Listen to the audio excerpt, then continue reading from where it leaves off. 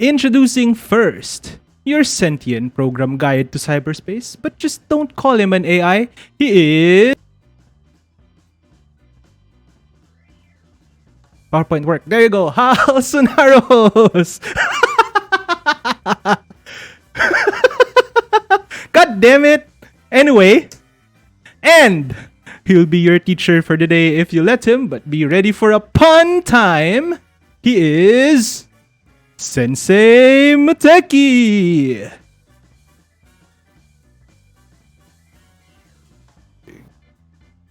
We don't have the soundboard for the applause.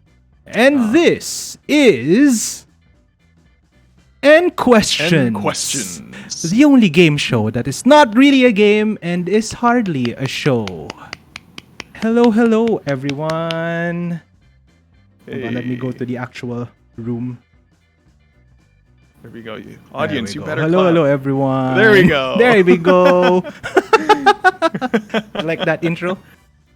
I didn't practice that. I just wrote that down today. It was great. That was great. Wonderful work, Sensei. Wonderful work. Oh my god. I'm super nervous. I'm like, I'm nervous. Don't worry about it. Day. You're doing great, Sensei. It's the first day of the stream anniversary and I'm already this nervous. What will happen tomorrow? Hello, Kyria. Hello, Kirarin. All right. Okay. So, I suppose I should explain to everyone what the mechanics is, unless you have something to say to our audience. By the way, happy stream anniversary to you, Hal. Today is your stream anniversary too, right? Yes, absolutely. And happy stream anniversary to you, Sensei. We indeed are twins. Streaming twins, at least. Yeah. Pretty neat, Thank you for clarifying that, because if you just say happy anniversary, it's like it's gonna be a different connotation. What the heck is this? It's gonna be happy Pride. But anyways, hold on. This music. What is going on really with loud. chat right now? This music is really loud. Let me just reduce the volume of the music. All right. Is the music really loud? We need to reduce it. There you go. Just about that should be fine. Okay. Let me just do some back-end tech stuff. What is this? What's happening in chat? Do I read that? What's going on? Reborn from the ashes, we recommit ourselves to the inevitability of the end. Review our vows. Oh my god, I'm not gonna read that. I'm not gonna read the rest of that anymore. What is this? What is this? What is this? What is this copy pasta? Where did this come from? Chat, behave. What is going on? Oh my god. Oh lord. Thank you, Nat, for the resub. What else happened while I was introducing? Let me see. Let me just... There's a few more people just subscribing. By the way, all of you in chat right now, thank you for being here. It means a lot. Most especially to Sensei, because, this is a day of celebration. This is a really neat day of... a really important day for either of us, I suppose. Yeah. The reason I stopped talking is because the text-to-speech kicked in, and someone put into the text-to-speech that long copy pasta. Thank you for the resub, though, Nat. Can we explain what this is about? Did we explain what we're gonna be doing tonight?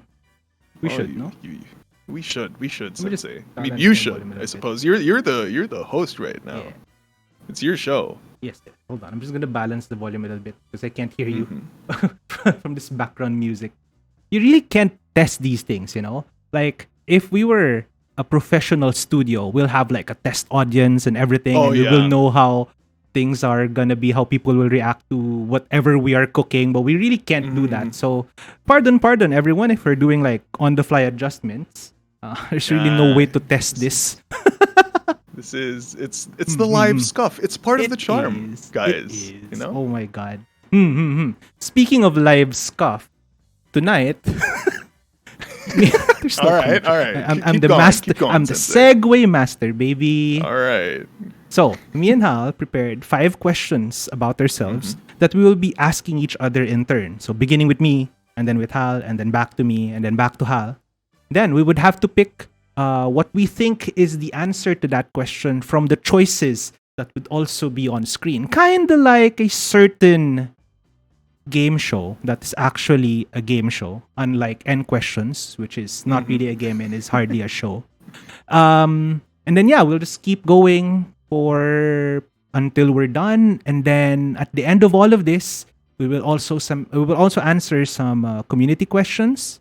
Now, by the way, it's not yet too late. If you have some questions, chat, that you want to ask us, feel free to post it in the chat, and then we will see later if we can answer said question. Of course, we'll probably request assistance from our managers to pick from the chat. The lucky few whose questions we will be answering absolutely at the end of the game show. Right, yeah. Anything else you'd like to say? So two things is that one, a few of you might be wondering why it's called N Questions. It's initially because Sensei and it's because when Sensei and I were still brainstorming this, it used to be, what was it? It's like 20 questions, because it's going to be 10 questions from me, 10 questions from Sensei. And then we put it down to like 5 questions. 10 total, for 5 from me, 5 from Sensei. And then we realized, hey, what if chat or like the communities wanted to answer wanted a few questions asked, and answers a question. Wait, what? Questions answered? There we go. Questions answered. God, my brain. I thought I was the one who's nervous. Right, what the heck? No, I just woke up, Sensei. Oh, Lord. Okay. But my brain's still, my CPU's still like firing still loading. Up. Still warming up. Fire up them coals. So we realized that I don't think we can really put a value to the number of questions. So in a stroke of single brain cell moment, which happens a lot too often between Sensei and I, too often. We agreed that okay, let's just say N questions, where N is the number of questions. So there we go. Let's be technical here. Both of us are educated people. We're both nerds. Both nerds. So we picked N questions. Could have been it could have been any number of questions, but we picked N. N just to shorthanded. So shorthanded to N. So almost went with X questions, but that might have some unsavory connotations. It's not questions from your ex, so we just kept it to N questions. So and also the other thing about this is that the way that we formatted it, as Sensei has mentioned earlier, how it's going to be a sort of game showy type of thing, wherein there will be a question from Sensei, and I have to answer the question. I have to pick from the choices, right? To pick the right answer in the choices, and then after that, I'm now going to be the one asking the questions, and where Sensei is going to pick, hopefully, the right answer. This thing was made because we just wanted to know how well we kind of knew each other, I suppose. Because apparently we've kind of spent quite a bit of time like growing with each other in terms of streaming. I know. I'm wording this. I'm going through a minefield right now of words. You definitely are. But yeah. So, but this is a test of friendship, a test of knowledge, I suppose. It's also a way for us to reflect, right? Because I don't know about you, but when I was making the questions, I had a hard time. Actually, I was thinking of, there were some questions in my list where I actually don't know the answer to this, but I want Hal to answer this question as well. Not just find out what my answer is, but actually asking you, what is your answer to that question? So actually, that we will do that too. So after, for example, I ask my question, then you pick from the choices, and then whether you're right or wrong, we can discuss a little what the answer is, and then I can ask you also what your answer is to that question. Think of it like an interview with extra steps, you know? Because that's what we do in Moteki U. We add extra steps. We just make things complicated. You know? Exactly. We add stuff to our formulas, you know, just to spice it up. Just spice things up, and just because it's fun, right? I thought N stood for number, so it would be number questions. Number questions. Good Lord. Kira, nice to see you here, by the way. We should just start, should we? Yeah, I think that's enough talking from the both of us. Let's get this rolling, shall we? Okay. First question. Hey. Timed it well with the audio. Sensei has been a part of many a collab. How many streamers was in the biggest Muteki U hosted collab? Oh, Muteki U. Muteki U hosted collab. All right. All right. So, is it 12? Is it 10? Is it 8? Or is it 6? What do you think? That is a very tricky, isn't it? It's a tricky question because I remember the first time that Sensei walked in on a collab. It wasn't a. Is there a BGM? There's a BGM. It's on my end. Sorry. Is there no BGM? No, I don't think there is a BGM. Chat, there's no BGM? Oh shit. Hold on. All right. All right. Let me adjust the volume a little bit. Is there BGM now? There should be some BGM now. It's a volume thing, I think. BGM Doko, it's faint. Faint. Okay. Let me increase the volume. Is that better? Is that better? 102, 103. What is this counting? Who's counting in chat? It should be better now. Auction. Okay. Auction. 110. Anybody going 110? 110 to the lady in pink. No, to the guy in green. Going once, going twice. To the dog in blue. Hey, the dog. Anyways, okay, let's get back to it. The first time that I did see Sensei in a collab, it was in this one other server where I was playing Valorant with a few other people. It was supposed to be 10 people, but all of a sudden, a few people couldn't make it. So they were immediately looking for replacements, and Sensei apparently was there. I cannot forget that time. I cannot forget that collab because it was a Valorant collab. But the thing was, the challenge there is that you could only speak Tagalog. Yeah. And as many of you may know, I do not know how to speak Tagalog. My Bisaya ass can't. All right. I'd rather speak English than Tagalog. But then, yeah, because I think that was the most number of people that Sensei has collabed with. But the thing was, this is what makes it tricky because that wasn't a Muteki U hosted collab, right? Yup. Now I'm thinking about it. One of the more recent collabs that Sensei was in was a Halo collab. But then it's kind of a gray area for me now because as far as I remember, Poltergeist was the one who started it. Yeah. And then from everything that I know, Poltergeist technically is part of Muteki U. So I don't know if... But did Muteki U host that collab? That's the question.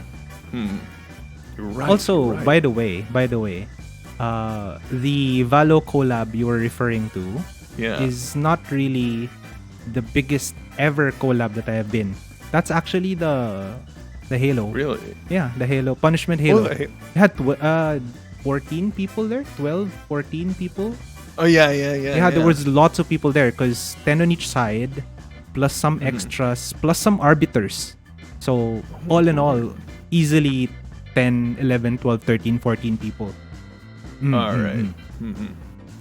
All right. Now, so thinking about it. Yes. Okay, sure. Go ahead. The most that I think Sensei has initiated a collab with, at least, has to be... Muteki U here refers to the Discord server, by the way. Yeah. I think it has to be 8? 8. Is 8 your... Oh, wait. We can't say final answer because that's... it's copyrighted, I think. Yeah, it's copyrighted. What should we use?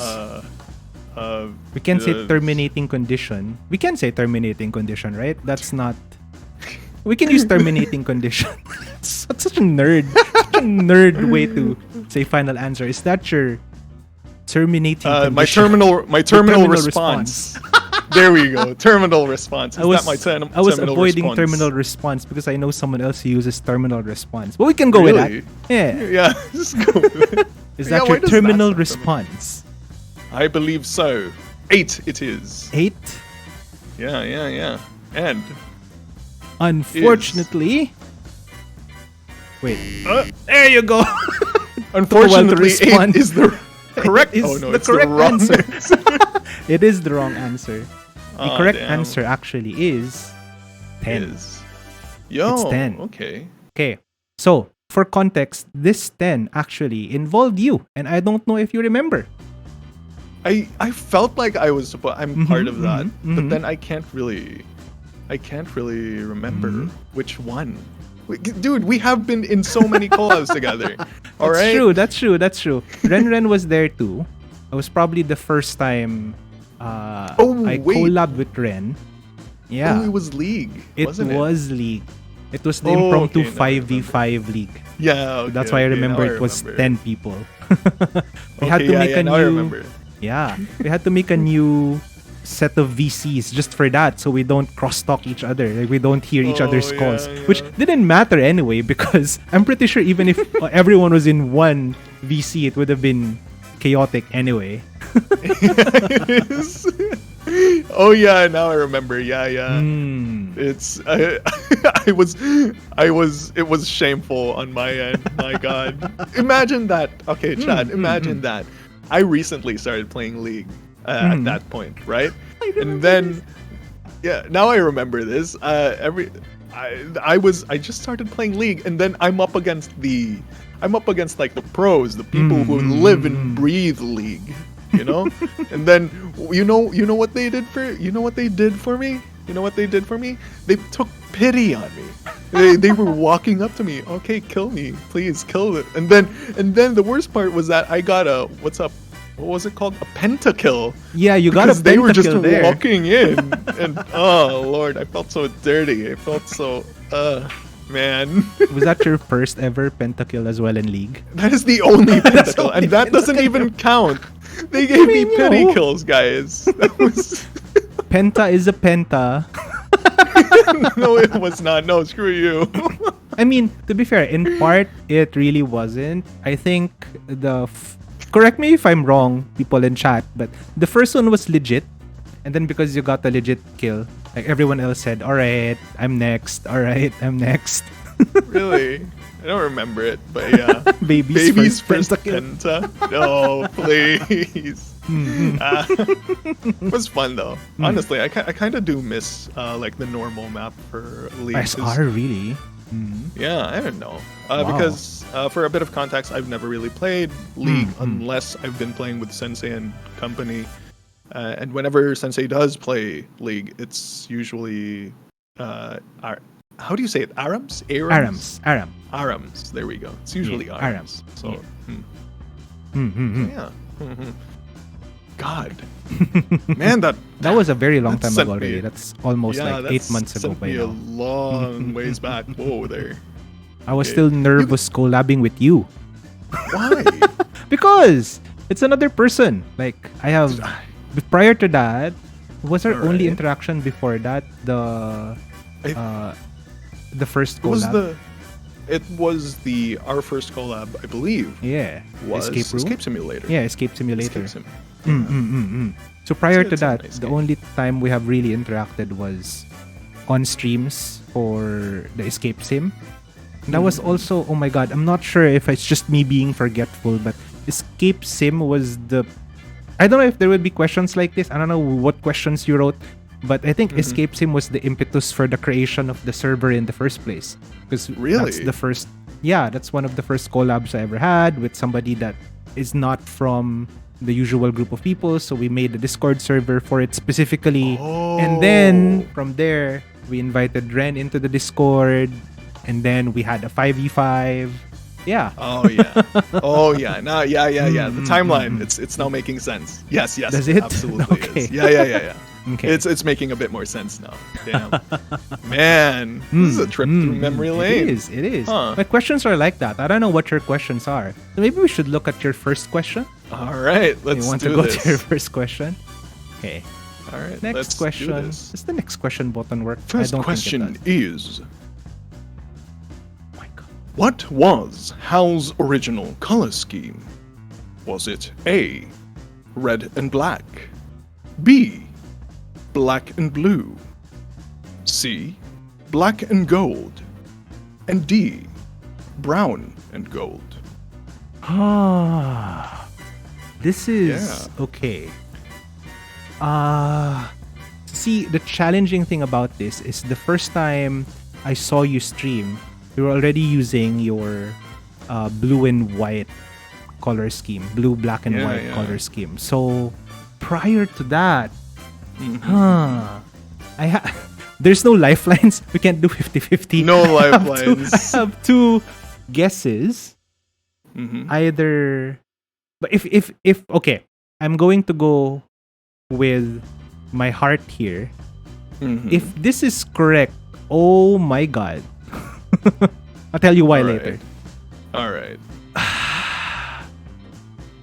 But should I go with it? But you have your, the reason why I have doubts is because you do have an alternate form that's red and black, right?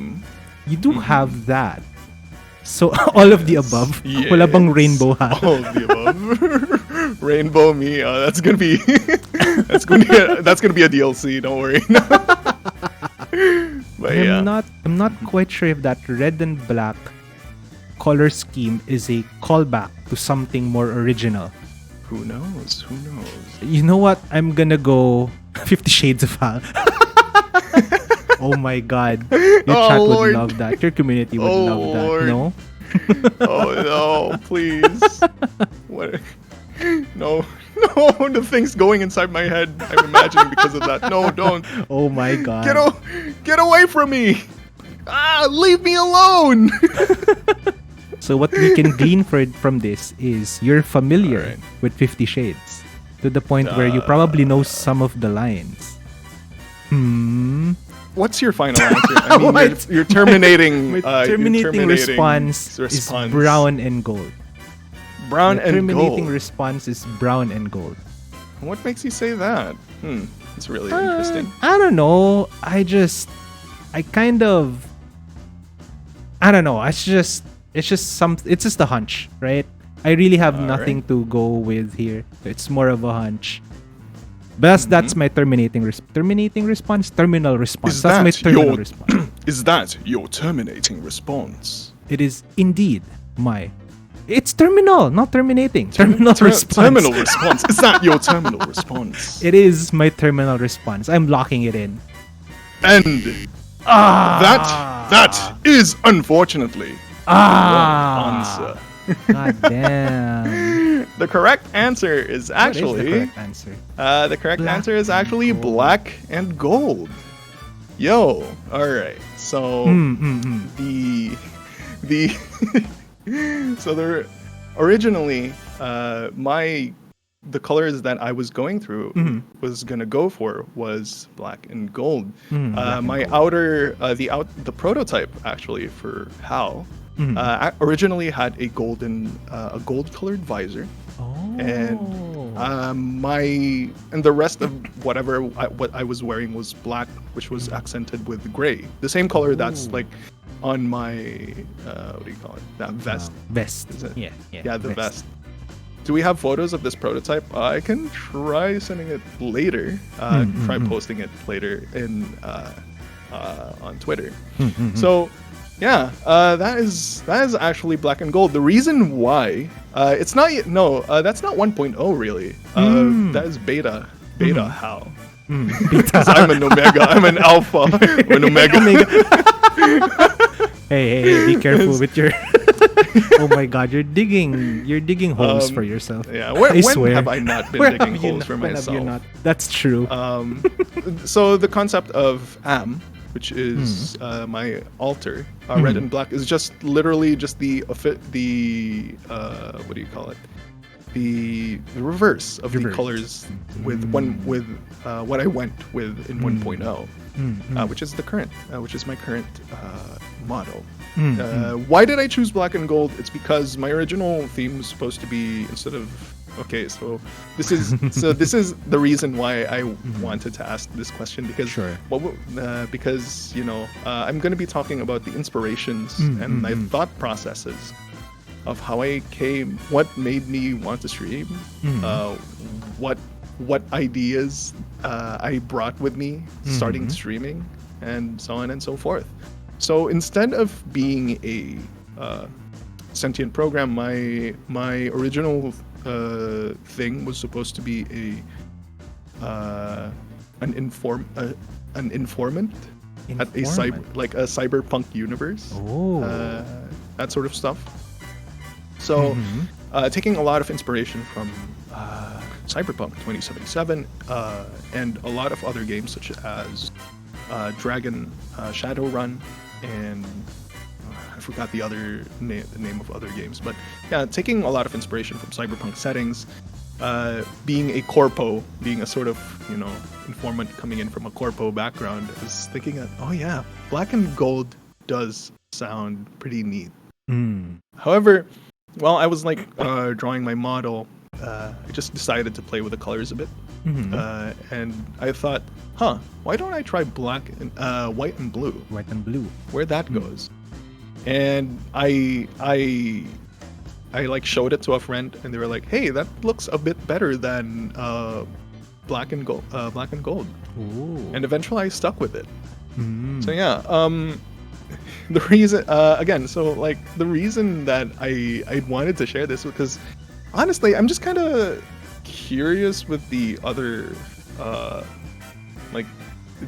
inspirations that you may have had with probably the color schemes, the things, how you run your little groups, right, that whole stuff. Because if your questions are gonna be like trips back to memory lane, not all my of them. questions are gonna be something around like thought processes and your inspirations and all that. My questions are very basic, but we'll see later. Well, so to answer the question of why I picked my own color scheme, it's pink purple. Pink purple with secondary deep blue and yellow. It's just because those are my favorite colors. Pink and purple is okay, but if you want something a little deeper than that, prior to pink and purple, I'm really a fan of like steampunky aesthetics. So I guess it's why I picked brown and gold. So brown, gold, bronze, those types of colors really like speaks to me.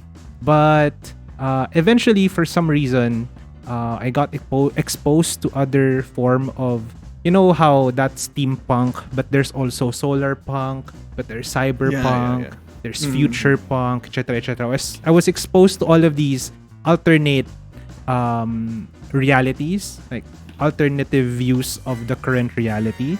And I gravitated towards pink and purple because pink is not usually something you'd associate with like a dude, right? And I think it's just like counter to what you might expect.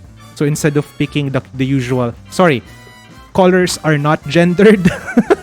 Please do not misconstrue me. But there are still people, right, who think that pink is a feminine color and blue is a masculine color, whatever, right? I don't know. I just think it's cool to buck that trend, and so I gravitated towards pink. And I thought, what's a good color to complement pink? Oh, purple, I think works well. And then contrast that with a little blue, a little yellow, a little bit of black as well, just to ground everything down. And then that's how you get me. That's how you get my color scheme. The Muteki, Muteki color palette was born. The classic color palette, I suppose. Classic Muteki color palette. So, other than in the tangent, I suppose, with colors. sometimes blue is also like what is it? A visual shorthand, I suppose. So like technology to. Oh, it is. It is. Yeah. I agree. Right. Yeah. So there was more reason for me to play into how I played more into like quote unquote being the sentient program and all that. Has there been any instances where those types of things like, oh, since my color is this or since my idea is this, I'm now going to make I'm gonna make new content or I'm either gonna play into that sort of aspect of me, or that's as a person who streams, Right. as a content creator. I'm gonna use that term now because technically we are. Yeah, we are. Yeah. It's actually the opposite for me. In your case, I think, like you said, blue is a shorthand for technology, and so it's synergistic. It makes sense. One of my earlier challenges was my favorite color scheme doesn't really work well with the idea of a classroom, like a class, a university, right? Like, how would you incorporate pinks and purples into, a traditional classroom setting or something like that, a traditional university? It was really, for a time it was anti-synergistic until I, of course, had the help of my amazing managers and artists, Manisan Sesbi, Manisan Chloe. They made it work. Have you seen my intro? Have you seen my opening screen, my starting soon? They made it work. And I'm like, oh my gosh, that's amazing. And also, it's like an altered view. God, stickers are appearing on my screen. Wait, hold on. I don't think I put stickers here. Yeah, stickers I'm gonna put the stickers just because people are stickering, so the I might as overlay. well. Come on. Yeah, it's easy. Hold on. Give me a second. This won't take Slap long. some on. No, I shouldn't feed the trolls. Slap one on my visor. There we go. That's what I'm about to say. Totally. Okay. There you go. There's the stickers. Where have they been putting the stickers? Oh, I have no idea. All over the place. Okay, hold on. There's the stickers. Right. So going back, it took quite a while before I was able to synergize the color scheme with the idea of a classroom. And then the rest goes on from there. There's no shorthand. There's no deeper meaning, I suppose, to the pink and purple. The deepest, that I could say is that it's just something counter to what people might expect, right? Like every time I see a new person, there would be times when I would see a new person in chat and say, "Oh, your hair is pink. I like it. It's cute," or something like that. And then, and then I behave the way I behave, right? Not very cute at all. So there. That's really. There's no deep meaning to it. But if there would be one, it's that one, right? Like I wanna buck the trend. I wanna break conventions, right? Like I don't think color should be gendered or anything along those lines. Yeah, I think the idea, from my point of view, I think your idea is like going, what is it, like, what's the correct term? Breaking norms. I suppose? Breaking norms. Yeah, breaking conventions. Yeah. And honestly, that's really something that I do. All right, chat. So that is really something that I do. I have noticed from Sensei. It's because. Oh no! Wait, I just realized. What norms am I breaking this time? I need to break everything. Wait. What? What's up? Wait. Let me just. What are you doing? What are you? Let me just. Okay. Let me just ask that over in chat. Okay. I don't know if I could see. I don't know when it will update because I can only see my chat. No. In chat, in stream room chat, our chat. Oh, you can't see that though. Hold on. Really, you can't. The setup is a little fragile. I don't know what happens if I. Okay, I'm gonna hop in with another account. This should not show up on stream. Nope, this should not. Yes. It should not. Okay, now I can check. I can monitor. Sure, yeah, I mentioned that several times already. Oh, okay. Yeah. So. Manager is here too. So there we go. Our manager is there to save our day. Thank God. Yeah, our I mentioned it managers are already. here. Yeah. Okay. So one thing that I have mentioned is one thing that does like that is a very sensei thing, with breaking norms is that the fact that so I kind of found out very early on that sensei is actually a teacher, IRL, and we were just playing. I think it was Chloe and I in a. I think it was Chloe and I in a voice chat.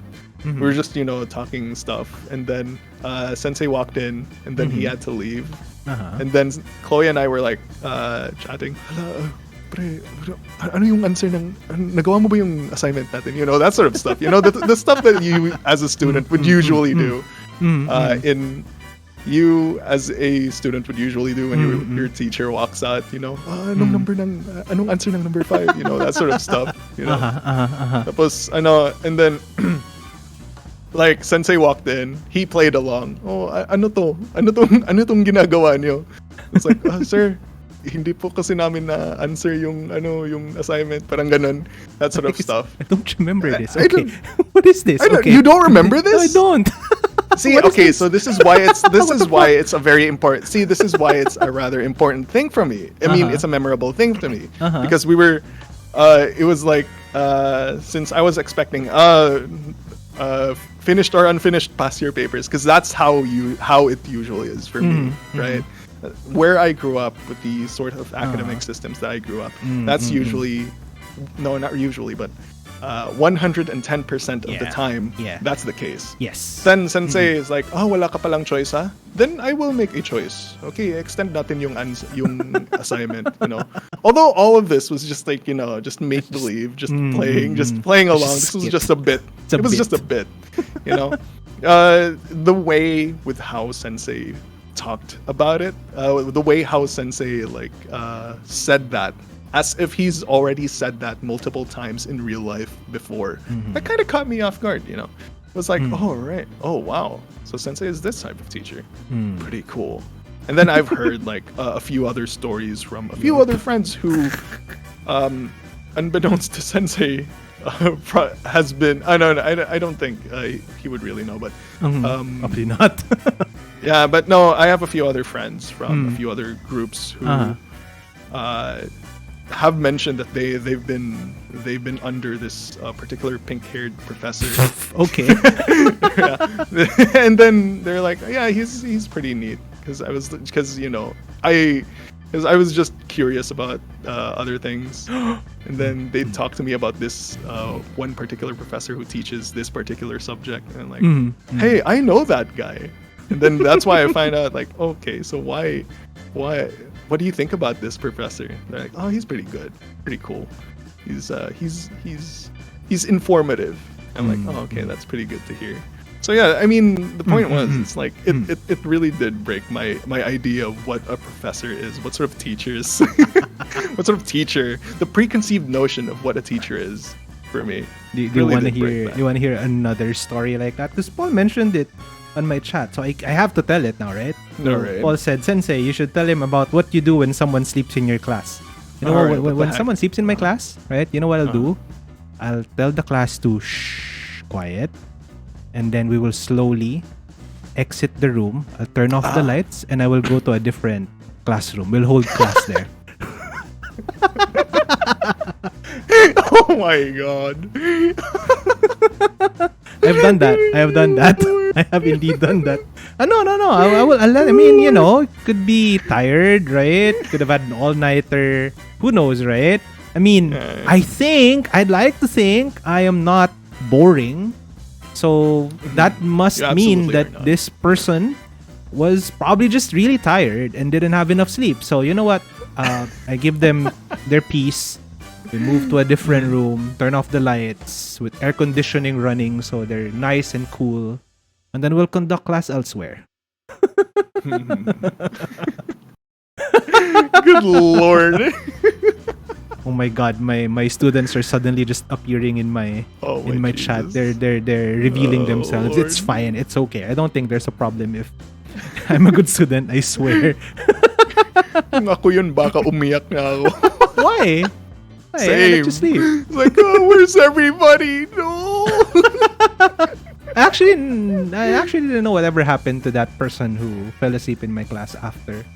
I think after class they went back for this person, and then they woke this person up. I don't know what happened next, but hey, if anything, that's a memory. That's a memory for that person. It's a good memory. Mm-hmm. He's overseas, eh? Hey. The same energy as falling asleep in a Google Meet and being the only one left. I've seen that happen. Yeah. Horrible. Shall we? I think that's about it for this question, this slide. Okay. Shall we go to the next question? The next one. The next question would be from me. Oops. Oops. Whoopsie. Misclick. I did not see anything. Nothing happened. So, right.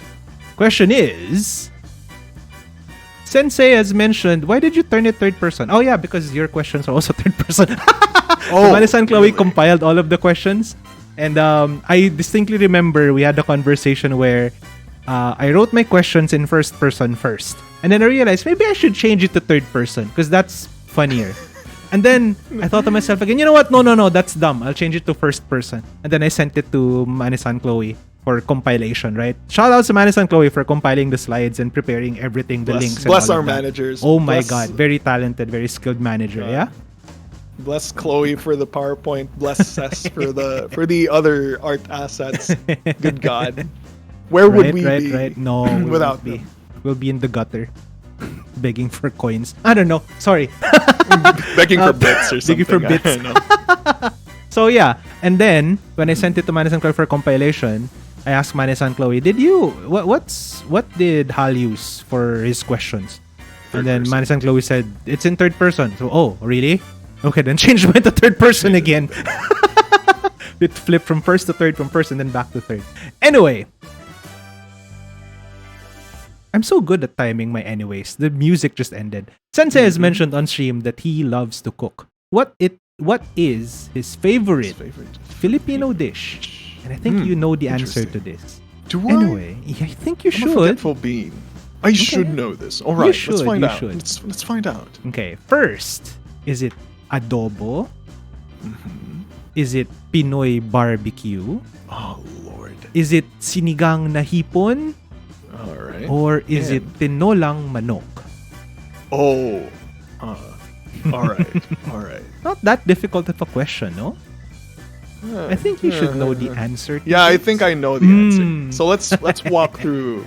Sure. Should we walk through each sure. answer, or if you want to? I can tell you a little tidbit about one of them. A little factoid about one of them. All right.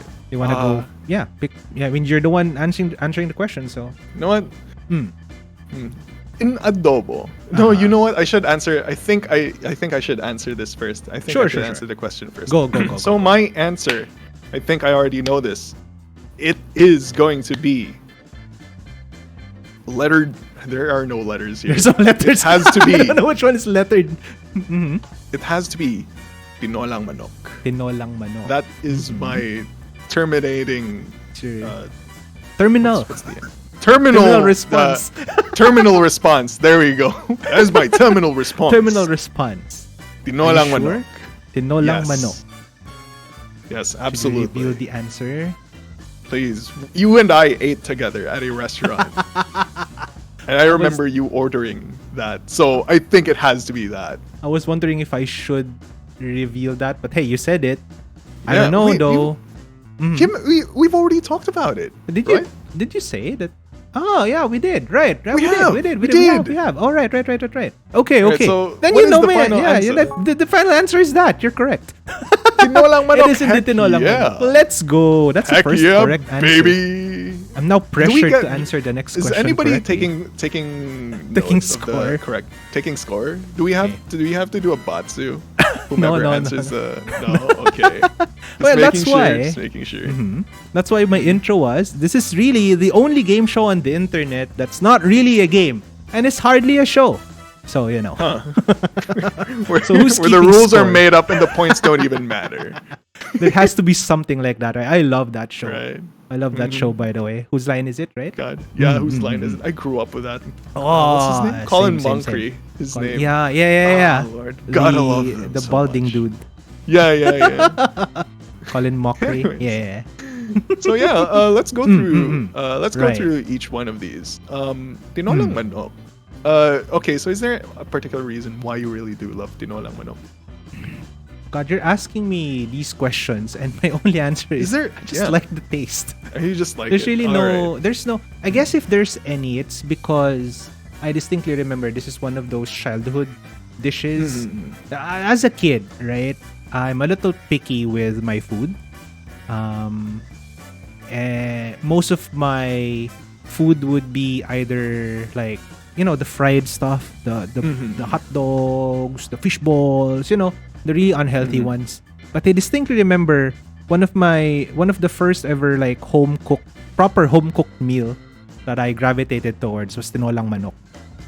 I even have this memory of I don't know who cooked it or who prepared it, if it was my parents or if it was our house help. But they prepared tinolang manok and then they fried it after just so I would like it. And then I absolutely loved it because of the lingering tinola flavor. And I remember asking for it again, and then I think the house help said, masyadong mahirap iluto yan. Tinola ko muna bago ko iprito. Kumain ka lang ng tinola.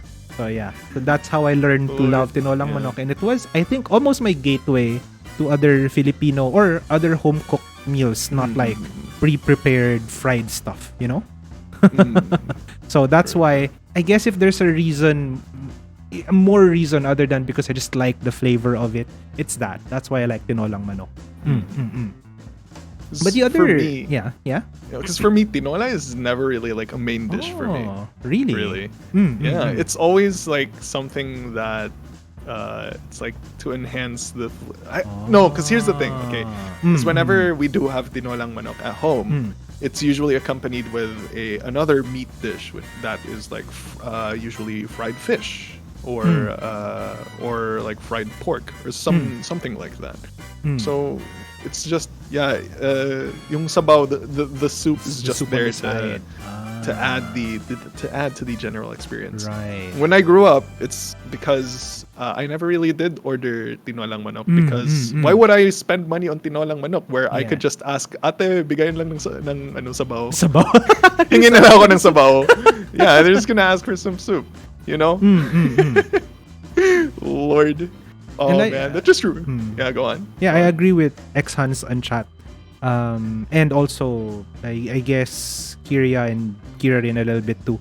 When you have tinolang manok, the chicken itself usually is a little on the bland side. Yeah. It's the soup really that you're after.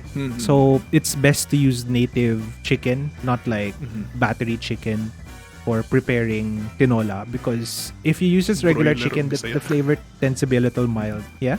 Yun. Yeah. God, just thinking about that, it brings me back to the other meals that I used to have in uni. One of my go-to meals would be I'd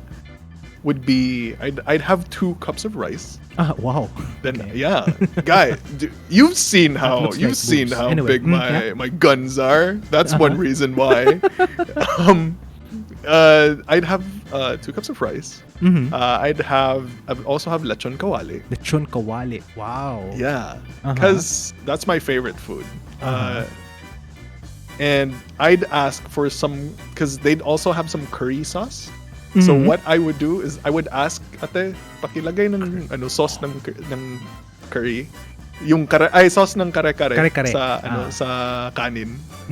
So that's what they would do. Wow. And then I'd get like 4 like chilies, sili. And then I'd just put them on my rice and I'd eat them along with my rice. Wow. And then if they had some soup with them, then I'd go for it. Man, that was what kept my morale up in uni. When I was like feeling down, I needed like something to pick me up. That's my go-to. Man, God. I miss the days when I can eat that much. I can't do that anymore. As much as I would like to eat a lot, I can't. I'm not supposed to, because I will get sick. But I remember also back in uni, my version of that is, oh god, I will be exposed. My version of that is rice with tapsilog and a special cheese sauce on top. And then wait, isn't that okay? Hey, that sounds familiar. Yeah. And then I will walk. They put it inside a paper bowl, right? A paper bowl, yeah. And then I will immediately take that paper bowl to the next door neighbor stand that sells pancit canton. And then I will order pancit canton and I'll tell them, just put it on top of the oh my god. Yeah, just put it on top of the tapsilog with the cheese sauce and I'll mix everything up, and then that's my go-to lunch. 10,000 IQ move right over there. That's super good. Oh Lord. That's pretty great. That sounds great. I want to try that now. Lord. Oh, hold on. That's not my go-to uni food. I think that was already after. My actual go-to uni food was, I mean, it's the usual uni food, siomai rice. Nice. But I'll have them fry the siomai, and then I'll put like sweet chili sauce on top. Like, oh my god. And I'll order like 3 of those. Because sometimes you're just hungry and right. So I get it. I don't know. Later, okay, one more order. God, so good, man. Yeah, cause I wanna ask though, since those are other questions. Sure. Are other answers. Adobo, pork or chicken? I'm actually not a big fan of adobo, but if I have to pick, I would go with chicken. But there is a secret ingredient to my adobo. I don't know. I think people do it anyway, but I'm not sure. But you know how adobo, when you prepare adobo, you're mixing soy sauce, vinegar, and a little bit of sometimes some oil. And then some garlic and some pepper, etc., aromatics and such. I figured that if I replace 1/3 of the vinegar with ketchup, like tomato ketchup, it will enhance the flavor. Because you do that anyway for things like beef stew. You put tomato paste, and you're gonna put vinegar anyway. Ketchup has vinegar, so I was like, you know what? I think that'll work. And I tried it out, and that was like the best adobo I've ever had. Really? Yeah. So that's a little tip. That's a little secret ingredient. Know what? Then, all right. The next time that I do try to cook adobo, I'll try to do that. Right. Adobo a la sensei. That's right. Yeah. Just make sure it's tomato ketchup though, because banana ketchup doesn't have vinegar. I don't think banana ketchup is too sweet. You want the acidity of the vinegar in tomato ketchup. Yeah. And Kirin, don't worry, you're not gonna taste the ketchup. It's just there to enhance the umami. So even if you don't like ketchup, I think it should still work. Yeah. I'd imagine that it's like adding like a bit of espresso powder in a batch of cookies, right? You know about that? Something? Espresso powder on cookies? Yeah, because oh my god. Yeah. No. Go ahead. Brownies or anything. It's because a little bit of that contrast, enhances the sweetness of the cookies or brownies. So I'd imagine that adding a bit of ketchup there would probably do the same thing. I misinterpreted you. I thought you actually literally dust powder on top. Oh no, not on top. Jesus Christ. No, in like the batter. In the batter. When you're making the batter. God. Yeah. Because for me though, I prefer pork adobo. It's pretty I just okay, so here's the thing. A little bit of history in my family. It's because on my mother's side, both on both sides of my family, my grandparents on my mother's side has a farm. They sell a lot of pigs. Farm. Oh. And as for my as for my father's side, when he was younger, he was a pig wrangler, more or less. He was a pig wrangler, so they'd have a lot of pork on their table a lot of times. So I guess it just, when my parents got married, they started, having us, cooking for us. That meat, that pork centric, pork has been a staple always on our table, And I don't know, I just really do. Okay, but here's the thing. I don't know if this is like just like a Bisaya thing, because we have this thing called because I get confused as well. All right. So we have adobo, right? Yes. Adobo is soy sauce, vinegar, yeah. Yeah, right. And it's usual. So the question is adobo dry for you? Is adobo dry? I think it depends on preparation. For me, it's not. For me, it has sabaw. Or it's like it has sauce. Yeah. Sometimes the sauce is thin. Sometimes it's thick. But it's never just like dry, almost like fried. It's not like that. So for me, there's also this other thing called humba. Humba. Oh, that's different. Yeah. I love that. Yeah, too. it's like an afritada caldereta thing for me at this point. Because of the way how my parents and my grandparents cook it. It's different. When I say, oh, ano humba is this humba? And then my grandma would be like, sorry, no, this is adobo. And then my mother cooks the same thing. It's like, oh, ano. Oh, adobo. No, it's humba. I'm confused now. Okay. So, that's just that. Humba tends to be sticky sweet. At least from where I'm from, what we call humba is kind of like adobo, same color and everything, but you use the trotters, the parts of the pig that has lots of collagen, so it thickens the sauce, and then you add sugar, brown sugar, to make it sweeter. Some Sprite. Yeah, actually. and you could also use Sprite. Yeah, that has sugar too. Yeah. Lord. So that's what you use. That's a difference. So adobo tends to be more on the savory side. Humba has a distinct sweetness to it. It's not dessert sweet, but there is something sweet about it. And it's sticky. Sticky pork. This sweet, savory thing that is so common in a lot of Filipino dishes now. Yeah. So, yeah. What is your favorite Filipino dish though? Oh, me? Pinakupsan. Pinakupsan, what is that? Pinakupsan explain to me what that is. What is it?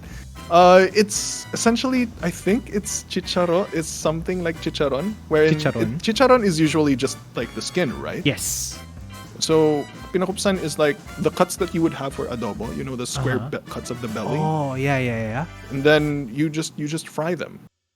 Oh, till it's crispy? Yeah, until all the fat is rendered and it's just crispy. So I don't know. No, because for lechon kawali, it's just the exterior that's fried, right? Usually, no. I guess. Yeah. Yeah, right. Pinakupsan is like it's fully rendered, and like the entire thing is fried. Even even that part there on the inside is fried. Oh god, I'm just being. Oh my god, you're making me hungry. Yeah, because I love it because especially the way my grandmother prepares it. Because whenever we do try to prepare it at home, it's like we have these medium cuts of pork. Yeah. And then if we do try to make that, because of how the fat is rendered, it shrinks, right? It shrinks. So it turns into like small small pieces. Lumps, something like something like pangpulutan size. Yeah. Yeah. It becomes pulutan size. But when my grandma prepares it, and the sad part is that if we do prepare it, is sometimes it's way too dry. It sometimes even turns into powder when we grind it with our teeth. But when my grandmother prepares it, it's like these massive chunks. Ooh. And then the way she expertly prepares it is like it still retains the size at the end of it. But then this top part is so freaking crunchy. And then when you get to the meat, the fat that's underneath the skin, so soft and moist, and and back then I would hate traveling like almost 2 hours just to visit my my grandparents' farm. At their farm. But then, whenever that food was always there, was served in the table, it's like immediately worth it for me. So is there a specific marinade for that, or it's just literally you take the pork and you fry it? You just put salt. Yeah. Okay. That's about it. I might have an idea how it shouldn't shrink too much. I wonder. Yeah. My dad says you should add a bit of water to it. Yeah, I was gonna say it's water. Yeah. And I think that's when my dad does prepare it, he does add water to it, and it does taste a lot better. But it's nowhere close to my grandma's. So, add water and start from a cold pot. Start with an already hot pot. The idea is as the water boils and evaporates, the fat has also just started to render. But because it's in water, right? There's a bit of time for it. The meat hasn't browned yet and hasn't dried out yet. So by the time the fat is fully rendered, and you have like fat left on the bottom of the pan or something, and the meat can start browning. The fat has been rendered, the skin is already crispy, just crisping essentially the outer layers, and it's not gonna shrivel and shrink, you know. Keria has a point. That's also how you keep bacon from shriveling up. It's counterintuitive, right? Like you want something crispy, but you add water. But you should, and start with a cold pan. Yeah, this is the wonders of cooking, right? Yeah, we're just making our chat hungry. And the best part is if my grandma would serve pinakupsan, that fried pork dish, she'd include tinolang manok with it. And it's just a match made in heaven. Lord. And should we move on to the next session? We should before we start. I have no stories for Pinay barbecues. We've been 1 hour. We've been 1 hour and 3 questions, and we've already been 1 hour. Okay. All right. We should move on. Let's move on. Okay, move on. So the next question is from you. On my end. From which YouTuber did Hal get inspiration from? With his formal tone. Is it A, Seadog VA? Cannot be. B, ambiguous amphibian. C, Vati Vidya. Or D, binging with Babish. These are, if you guys know who these people are, then all 4 of them, then good on you, at least. I know 2 of the 4. Which ones? I think I vaguely heard of Vati Vidya. I am not familiar with Ambiguous Amphibian. The 2 that I know is Seadog and Binging with Babish. All right. So it's gonna be a bit harder for you. It is. So I'm thinking, should I go with people I'm familiar with? Should you though? Are you that basic? Should you though? I say basic, but you know. Ako na walang kilala. Oh, no. Ako na walang kilala. Oh no. You should check out Seadog VA at least. Seadog VA is funny. I love his videos. His more recent ones are easier to watch than his older ones, because his older ones is so cringy. Like, I can't watch more than 3 minutes Connor has been like doing content for like 12 years at right? this point. Yeah. You'd be surprised. And my brain could not accept the fact that he was like he's like 26 or something. He's 26? 26 or 27? Are you for real? He's still young. Yeah. And I was like, what the hell? What age did he start? Right?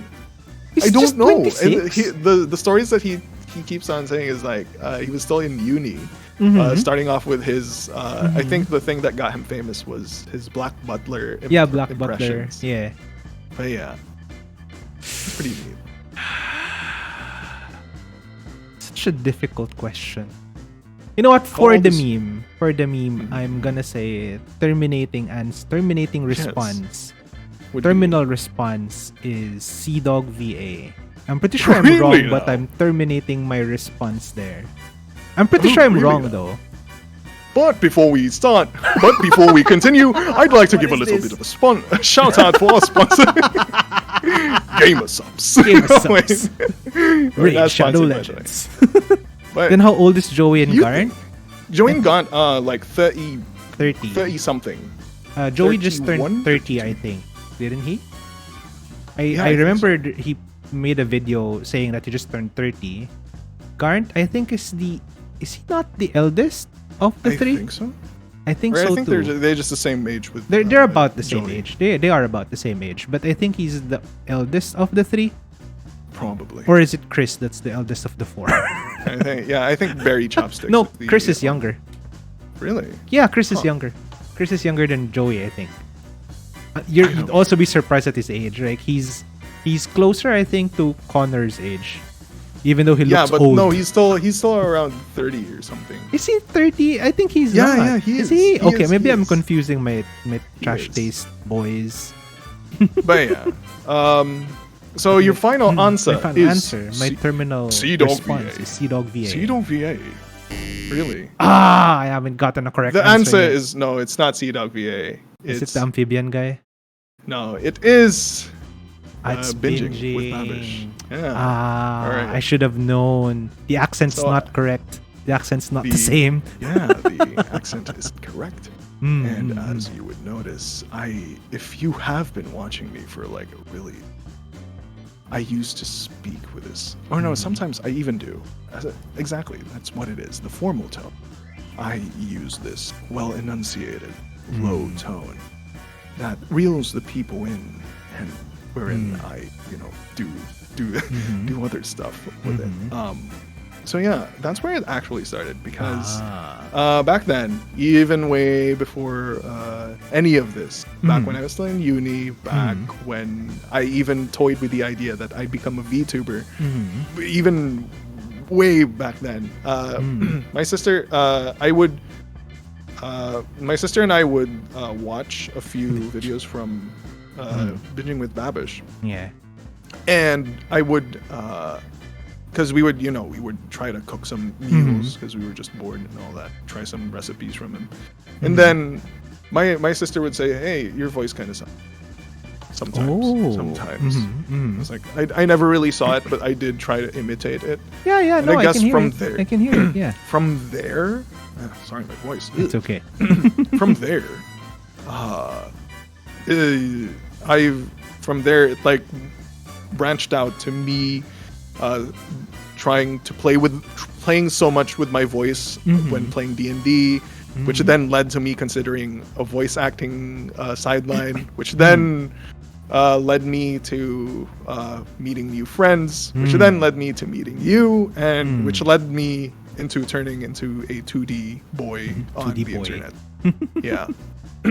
So yeah, that's where I actually did get my inspiration from my formal tone.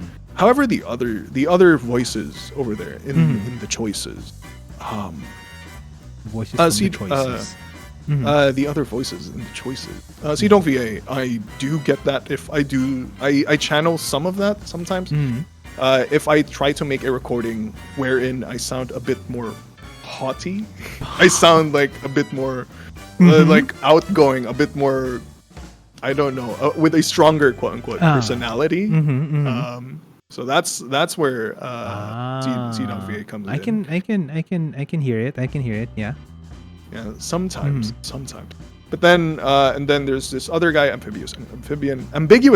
God, Ambiguous amphibian.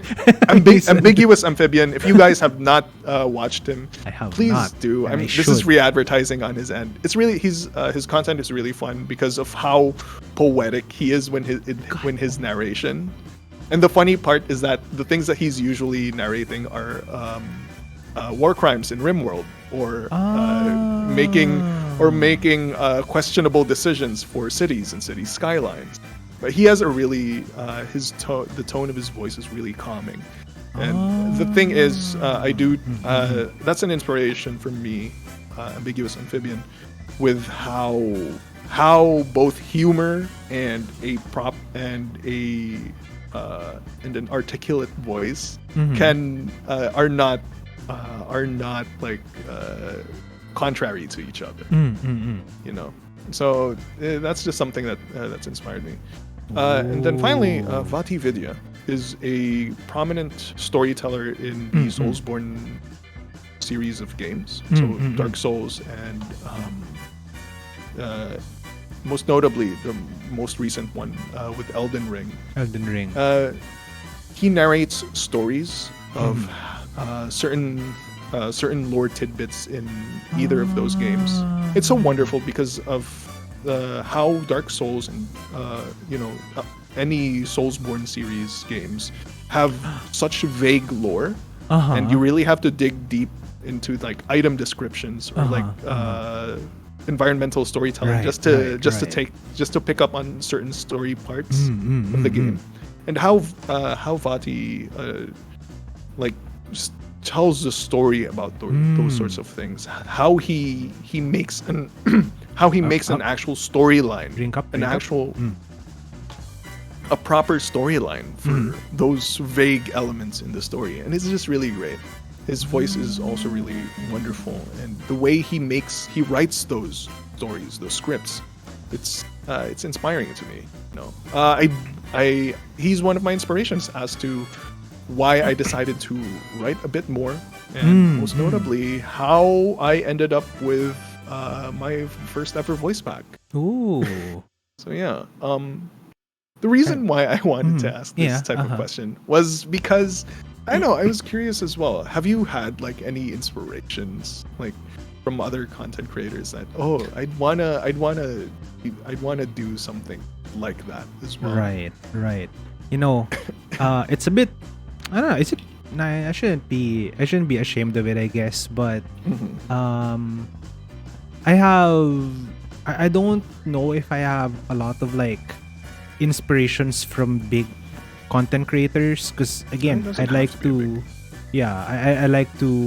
do my own thing, right? And I don't wanna like be compared with people. Again, going back to the idea of breaking conventions and such and such.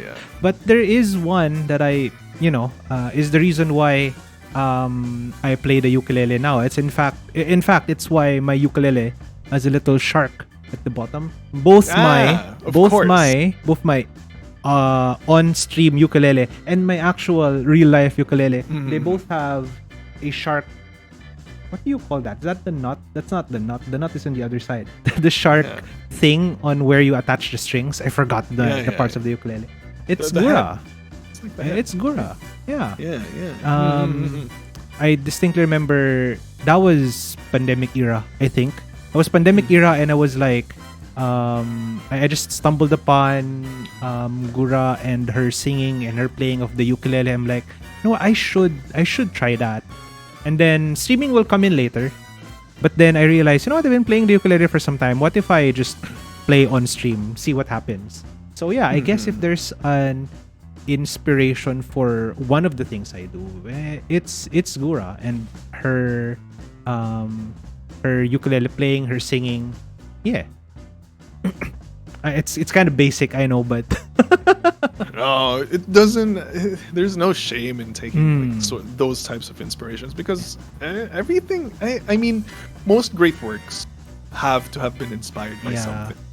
But if you're asking for inspiration, really, my inspiration doesn't come from the bigger people. Strangely, it comes more from the people that I work with, my friends essentially, who I work with, I interact with often. Like for example, prior to meeting you and listening to your voice work, your characters, etc., Sensei was just Sensei. Max Peg wouldn't have been born if I haven't heard you do your little bits, right?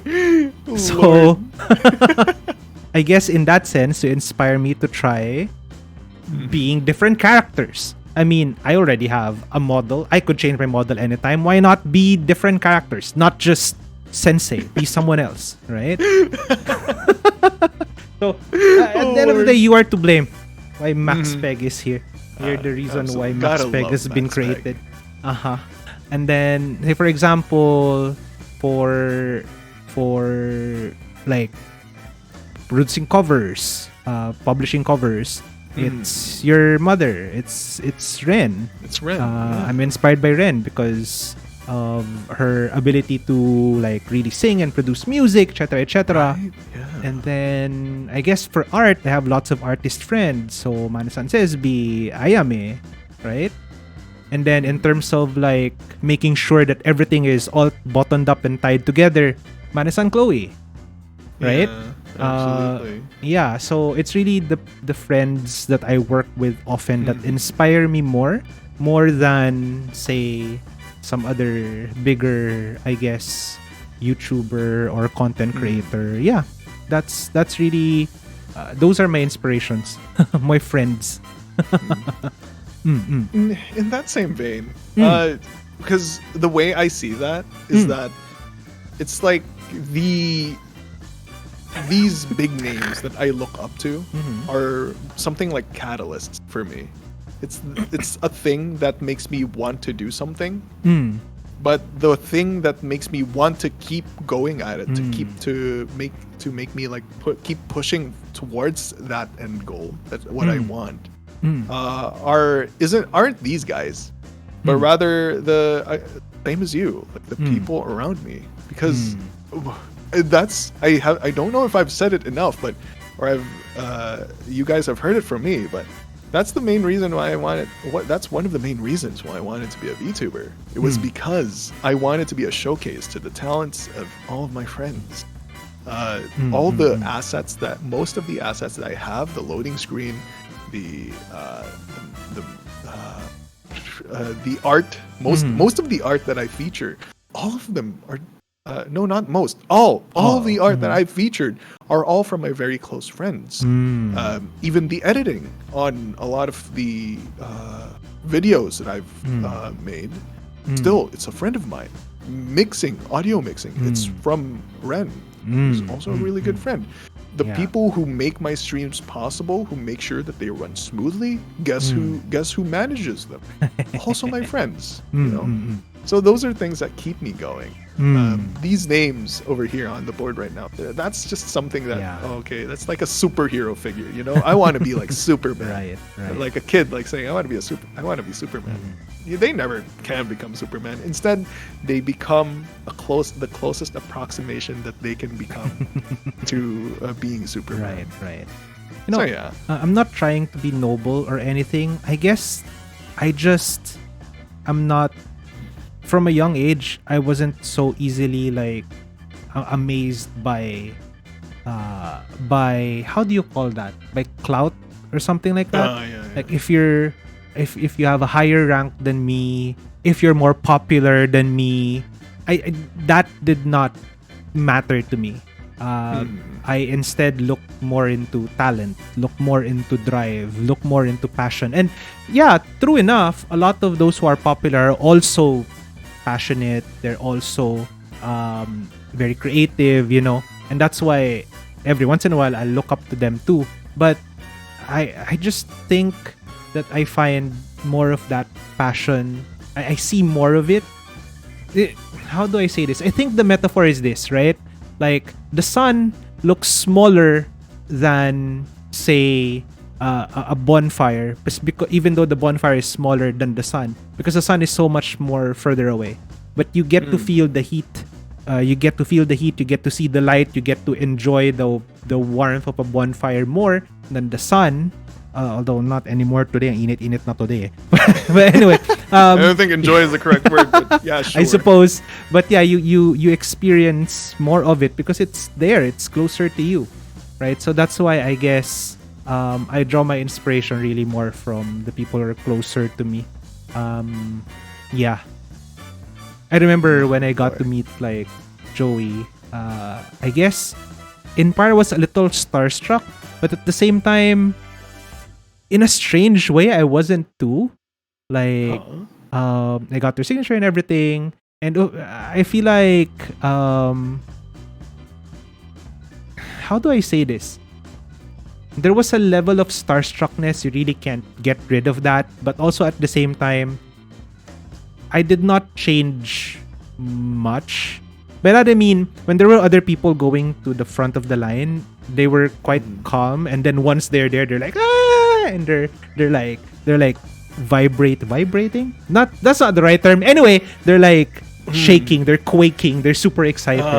And while I was excited too, very much so, I still kind of maintain composure. I guess it really goes back to the idea of cloud popularity. Those things don't matter to me. It's your talent, it's your passion, it's your drive that matters to me more. So yeah. Hindi na tatapos nito. Okay, sorry. alright. We Let's should move move on. Let's move on, shall we? Lord. That's my next question. I don't know what's up with the both of us, because when we start talking, the both of us just don't don't realize how much time is it? went. Oh God, it's 10:30 already. Yeah, all right. We've been streaming for 1 hour and 20. All right, let's do this. Oh yes, my God. We have. Anyway, next question. Keep going. Let's keep going. Next question is my question, right? We both love to play card games. Actually, I just found that out recently. Christ. I didn't know you also actually like playing card games. But anyway, regardless, in particular, we both are currently addicted to differing degrees to Yu-Gi-Oh! Oh my God. You're more addicted to it than me, I think. What was the first ever deck Sensei What was the first ever deck that I built in Master Duel? So, first option. Oh my Exo Sisters, the Platonic Nuns featuring Mori Calliope. Or is it Marinces, the Motion of the Blue Ocean? All their cards are blue. Or is it Rika's Teardrop, My Queen? Or is it Witchcrafters, the Steampunk Witches? Oh my God. This is gonna be a total shot in the dark. Same with your questions, man. Total. I think it has to be. I think it is Witchcrafters. Witchcrafters. Is that your terminal answer? Terminal answer? What terminal response? We change it every time. Whatever. It's every time. It's one or the. It's for me. It's either Marincess or Witchcrafters. Because the thing about Teardrops is that I think. Oh, I'm not really sure the Rikas, but whatever. You know what? Because now that I'm thinking about it, I think I'm conflating the Teardrops with Tear Laments. No, those are different. Yeah. The Exo Sisters, I know it's fairly new because you've mentioned that it's a fairly new deck for you. So I can rule that one out at least. I think. I'm not too sure even. But yeah, sure. I think it's Witchcrafters. That is my terminating. What was the terminal response? The terminal response. There we go. Okay. God. Witchcrafters. And Witchcrafters is. Unfortunately, that's not correct. It's not the Steampunk Witches. It's actually Rika's. Really? Huh. I don't know if you notice. Whenever we play off stream or whenever I play against Manus and Chloe, I keep saying I need to practice this again. I need to practice Rika's again. Because Rika's was the very first deck that I built. It was. Really? Yeah. It's the first deck that I invested resources in. I tried to unlock the gate for, etc., etc. It was Rika's. That was my first serious deck. Prior to that, I was just running the starters. Just so I could get more gems. Yeah. Oh. Okay. That's something. I have to look that archetype up soon enough. As you can tell, though, all 4 of them have waifus. That's my philosophy a well-known for building fact. decks. Yeah, it's a well-known It's fact. not because I'm addicted to waifus or anything like that. It's more of a way for me to stop myself from spending. Because I love card games so much, and I would love to build decks with different ways of playing. So I told myself, you know what, for Master Duel, so I don't spend too much on this game, I will add another constraint. That constraint is only waifus, unless they're super interesting, like Time Lords, for example. There's no waifus in Time Lords. Well, Time Lady. Lords. But anyway, yeah. Always Rika's. Okay. And then you mentioned that Exo Sisters was fairly recent. Exo Sisters was my second. The second really? deck I built. Yeah. Huh. Okay. And then after Exos was the Witchcrafters, and then the newest was the Marinces. Huh. Okay. I literally built Marinces because I got myself 3 copies of the Salaman Great deck for cyber world or whatever that magic card is called or that spell card is called. And I thought, what else can I build with this? I have so many extra parts. So I built Marincess. So that's the most recent deck. Yeah. And now I need to make another deck other than my dragon maids. Lord. Really, the reason I asked this question is because of the card games thing, and so I wanted to ask if there are any, apart from card games and video games, is there anything else that any other types of games perhaps, or any other hobbies you do outside streaming? I don't have, so the thing is, I don't have time for any other hobbies other than streaming, voice acting, and all of this stuff. All right, because if you're asking what's the thing that I try to do to make myself keep sane, it's playing video games. Just this streaming, TTRPGs sometimes as well. I play online with a few of my friends. Hopefully, I can play with you guys as well in Muteki University. I am the forever DM, and I want to be a dungeon master for you guys. But other than that, I don't know. I work out, I guess. I exercise to calm down. That's about it, really. Didn't you play Warhammer at some point, or no? No, I've only played video games of Warhammer. I could never get into like Warhammer TTRPG because Jesus Christ, it's expensive. It is expensive. It's more expensive. The most that I have spent on a hobby is 2,500, which was which was the funny financial decision that I made when you were around. Decision. Yeah. Yeah. I bought that deck for MTG. Yeah. Good Lord. We should really plan out our 4-player handcam. Oh man. It's a handcam. Yeah, it is handcam. Yeah. For Magic. You guys are gonna see I should really cover up my hands. I don't know. I have done hand cam streams before and I did not cover up my hands, so my hands are veiny as hell. I don't know. So I don't know. I don't know how people are gonna react to that. Is some it gonna people, be disgust? It's gonna be. I have scars on my fingies. Aw. Yeah, I have. If you didn't notice, no, you wouldn't. But yeah, I have a few scars on my fingies. Is that from working out or from other? No, it's because I was being a little idiot. Okay. But yeah, shall we move on? Sure. Although I would just like to highlight Kira mentioning in chat. Did someone say Magic the Gathering? Oh, would you like to join us? Is that an offer for a game, a rousing game of Magic the Gathering? Very well then. Why not? And also, oh my God, we got raided! Raiders, welcome! Oh, welcome! Hello. Glad you could join the stream tonight. My name is Sensei Muteki and I'm with... My name is Halsonaris, your friendly sentient VTuber. And we are, at least, I'm on my first day of my streaming anniversary celebration. We're celebrating my streaming anniversary for this entire week, right? Hal just concluded his. Actually, would you like to say something about that? Oh yeah, and because it also is my streaming anniversary right now. Sensei and I are streaming twins, and I concluded mine last week, so that I shall now pass on the torch of celebration to my dear friend right over here. It's a surprise when we found out that we started streaming exactly at the same day, or just a day apart, I think. If you don't count my trial stream, I think I also just started streaming on the 10th. So, there you go. Welcome, Lyra and Raiders. Lyra, how are you doing? What did you play today? I still don't have that thing where I could see what they played last.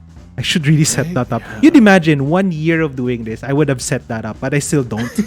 Right? I still haven't. There's so many. Just 1 year later, we've realized that we still need to set up a few more things in terms of software. We're the same little gremlins from 1 year ago.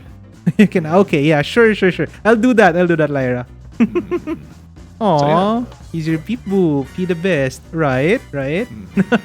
Gotta love our support team. Yeah, it is our support team that make our shit possible, right?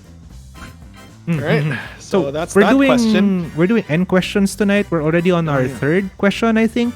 So the idea is we ask each other questions about ourselves, and then we share a little bit also about the question.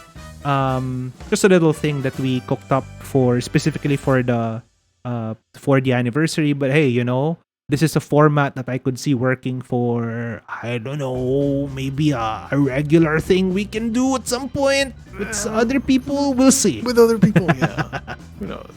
Feel free to take this format as well, pal. With techie quiz time, that's going to be a thing.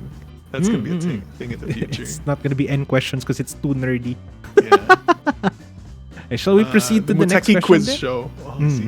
Okay, thank you for the lurk, Lyra. Thank you. And to any of our raiders, we've mentioned it at the start of the stream, is that if you do have any questions that you might want to ask us in terms of, I don't know, in general, I guess, in terms of streaming, sure, feel free to ask, and we'll try to answer if it's something that we can actually answer. So yeah. Let's move on, Sensei. Yeah. God. Okay lang yan, Kira. I-move na lang natin yung quiz pag ready na kayo. Next question. Do I just click this? There, let's click it. Next question.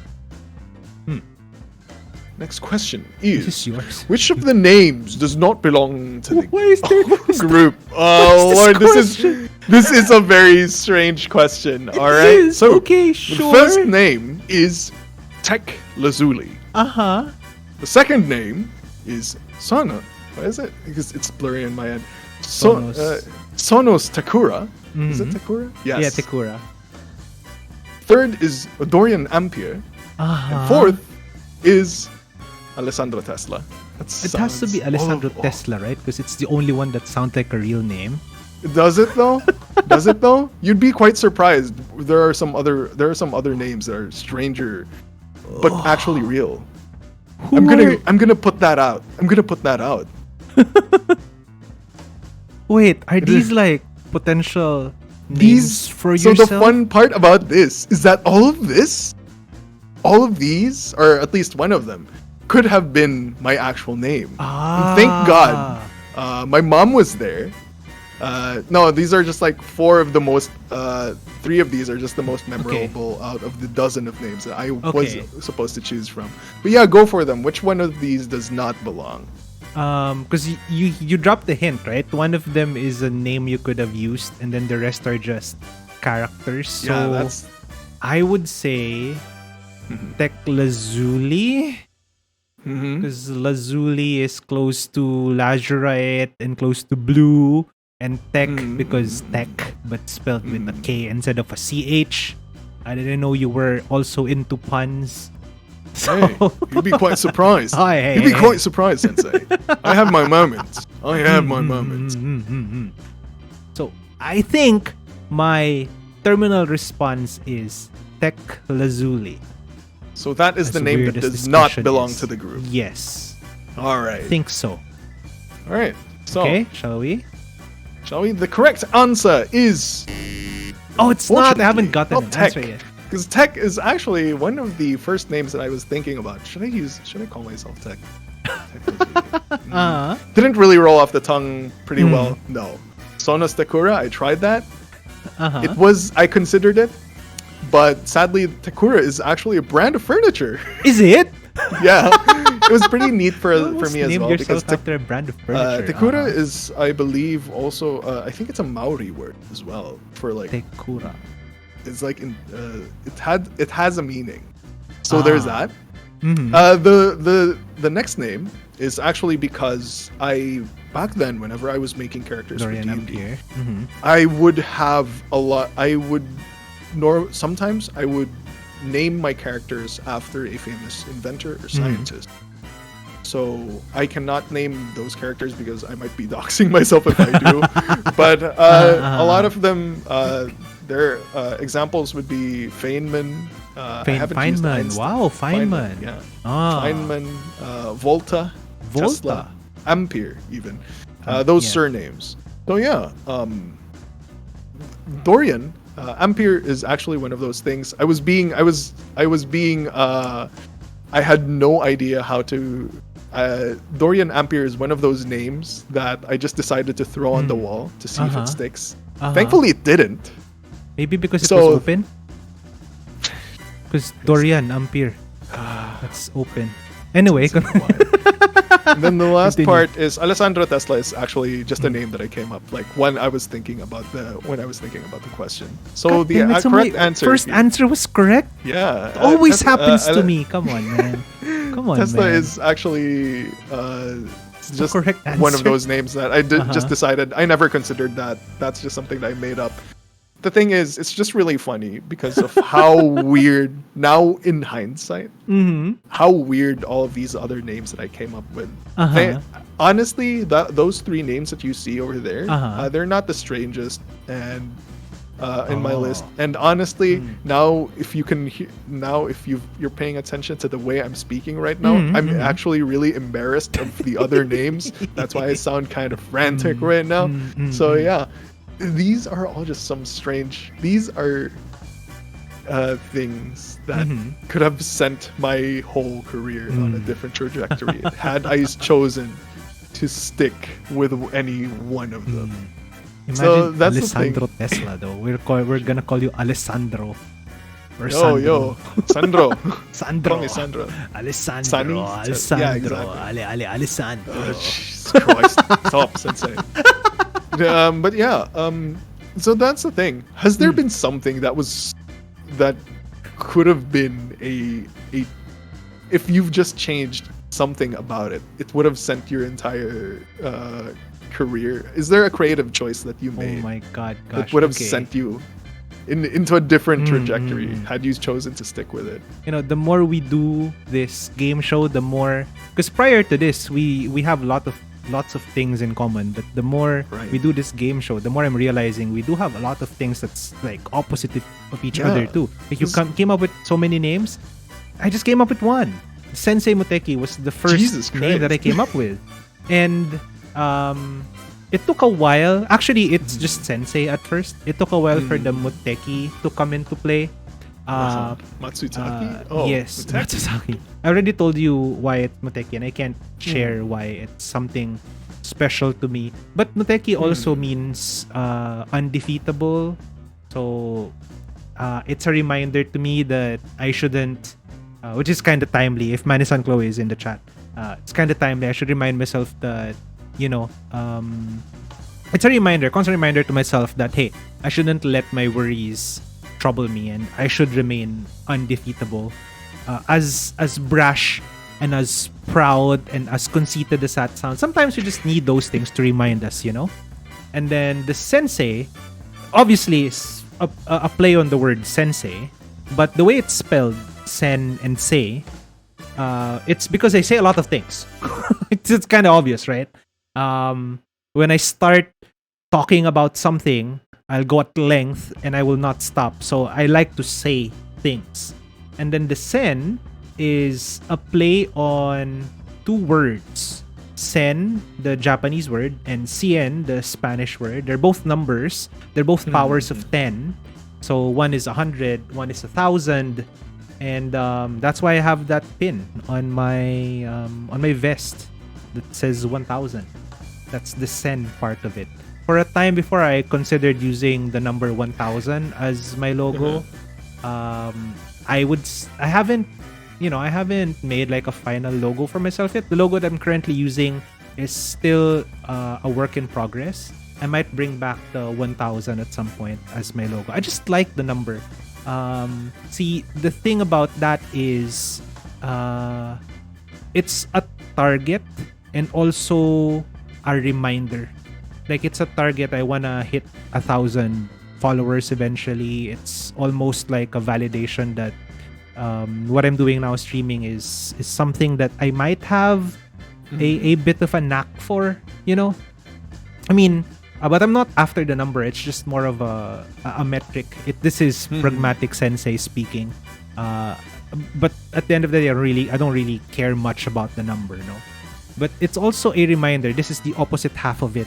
I remember distinctly one episode of Trash Taste where they were discussing their follower count and such, And then they made this analogy. You know how to ground yourself? Look at your follower count and think about that many people all gathered in one place, all gathered in one room. And so I was thinking, 100, I could still probably get to know a lot of the people if there's like 100 of them in a room. But if there's 1,000... Oh, that's insane. It's already a really big number. Right? But still, I want to challenge myself to make, as many meaningful relationships as possible with that 1,000. It's a reminder to me that no matter how large I become, I mustn't lose the identity of, hey, this is something that we built together, and I want to know more about you, as impossible as it sounds and as cheesy as it sounds. So that's why the 1,000 is an important number to me. So yeah, that's where the sensei came from. But that has always been the name from the beginning. And another thing, there's so many puns you can make out of that. Senseis. That's like the podcast or something like that. Or I used to do a series called Senseis where I would just record on my phone and post on Twitter. I haven't done that in a while. I really should revive that. Just record on my phone, no filter, no anything like. Not like I'm using a filter, but it's just the crappy phone microphone. Cell phone microphone. Phone microphone. It's just the crappy one, and I'll just record, and then I won't even edit it. I'll just splice in a thumbnail and then post it on Twitter or YouTube or something. So I call that Senseis. And then Paul suggested before, if I were to do a podcast, call it Senseis More. There's so many things you can do with Senseis. There's so many puns you could work into that. So that's why I decided, you know what? This is the perfect name. I'm sticking with it. No more changing. This is you. This is me. This encapsulates the entire Bring it back. So, I will. You know what? I'll bring it back, Monix. Sensei says, yep. Lord. Shall we proceed to the next question? We should. Sorry, I'm we shall. Not that I'm in a hurry or anything, but if we're left to our own devices. Yeah, because if we do keep talking, this is gonna turn into a 3-hour thing. More than 3 hours. Lord, the managers are gonna get pissed at us again. Yep, they are. Okay, next question. This is mine. Right. Sensei's favorite role in any game is support. That's pretty obvious, I think. Who is my favorite League of Legends champion? So, is it Ahri, the ninth Fox? Ahri. Is it Blitzcrank, the great Steam Golem? I almost read that as the Street Game Golem. Street Greet Golem. Stupid. Anyway, or is it Thresh, the Chain Warden? Or is it Kiana, the Empress of the Elements? All right. So not a stupid flying cat with a book. I considered putting that as a choice, but Yuumi might trigger some people, so I didn't. Oh Lord. I think I have a quick answer for that one. The thing is, I can't really analyze any of this because I don't know. I know jack shit about. I don't know much about that now. League. Oopsie. I don't really know much about League. But I think, though, in my time spent playing ARAMS with you, I think it has to be Thresh. Thresh? Yeah. I think it's Thresh. Is that it's either Thresh or Blitz. Oh, okay. Not bad. Wait, why did I turn into Uncle Roger for a bit? Uncle Roger. No, those are not bad choices. Because are you sure? Because you do play Thresh pretty well. I won't say pretty well. I mean, it's not pretty. You play it pretty okay, I guess. I know relatively. I say things in relative to my skill level. Okay, you're doing pretty well. To be fair, Thresh is, if I were to play a serious game, I'll pick Thresh. I think I perform best on Thresh. Out of any other champion. I'm thinking about it. You've mentioned how you like steampunk as well. So maybe. You know what? I'll go with Blitz. That is my terminating solution. Terminating solution. It's different every time. Different every time. It's my terminating response. Terminal response. Yes. Blitzcrank, the great Steam Golem. Hal? And the answer is... It's not. What? Oh! And it isn't Thresh either. Oh, who is it? Is it Ahri? I play Blitz and Thresh. I'm wild when I play these champions. No, but by that I mean, I don't feel the pressure to perform because, which is kind of ironic because they're the ones that have like very important skill shots. But I've been playing this damn game for the past 10 years. I don't care anymore if I land my skill shots. I care about the big moments. And I'm here for the big moments. So I'll flash hook you every day of the week, even if it means I miss like 9 out of 10. That one time, I landed an amazing hook. Though? Right? Oh, Lord. Everyone will be like, the trajectory of the game. Exactly. So it's not Blitz nor Thresh. It's actually Which one is it? the champion that I have all of the skins and all of the chromas of. What the heck? It's Ahri. Ahri. She's my favorite champion. And again, I'm sorry, it's gonna appear like I'm just oh, you just like the waifus. Ahri is like a waifu. I mean, that's not a bad reason. It's not, but at the same time, well, it is. It is. Ahri is my favorite champion. Yeah, I did. See, X-Hans remembered. I did mention it in a stream before. Ahri is my favorite champ. Is it the vanilla pick? Hey, vanilla hey, pick based. Hey, Button hey, based. hey. You see, Ahri...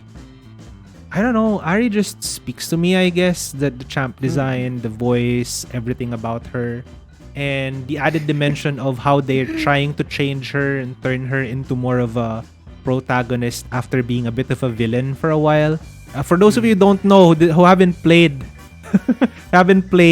League as much as I have, I mean, I'm not good or anything, but I have played this game for a very long time. When Ahri first came out, she was a little bit of a villain, actually. But then they sort of changed her character because it fits the lore a little better. She's more of a protagonist that's a little on the temptress side, you know, that sort of archetype, right? So yeah.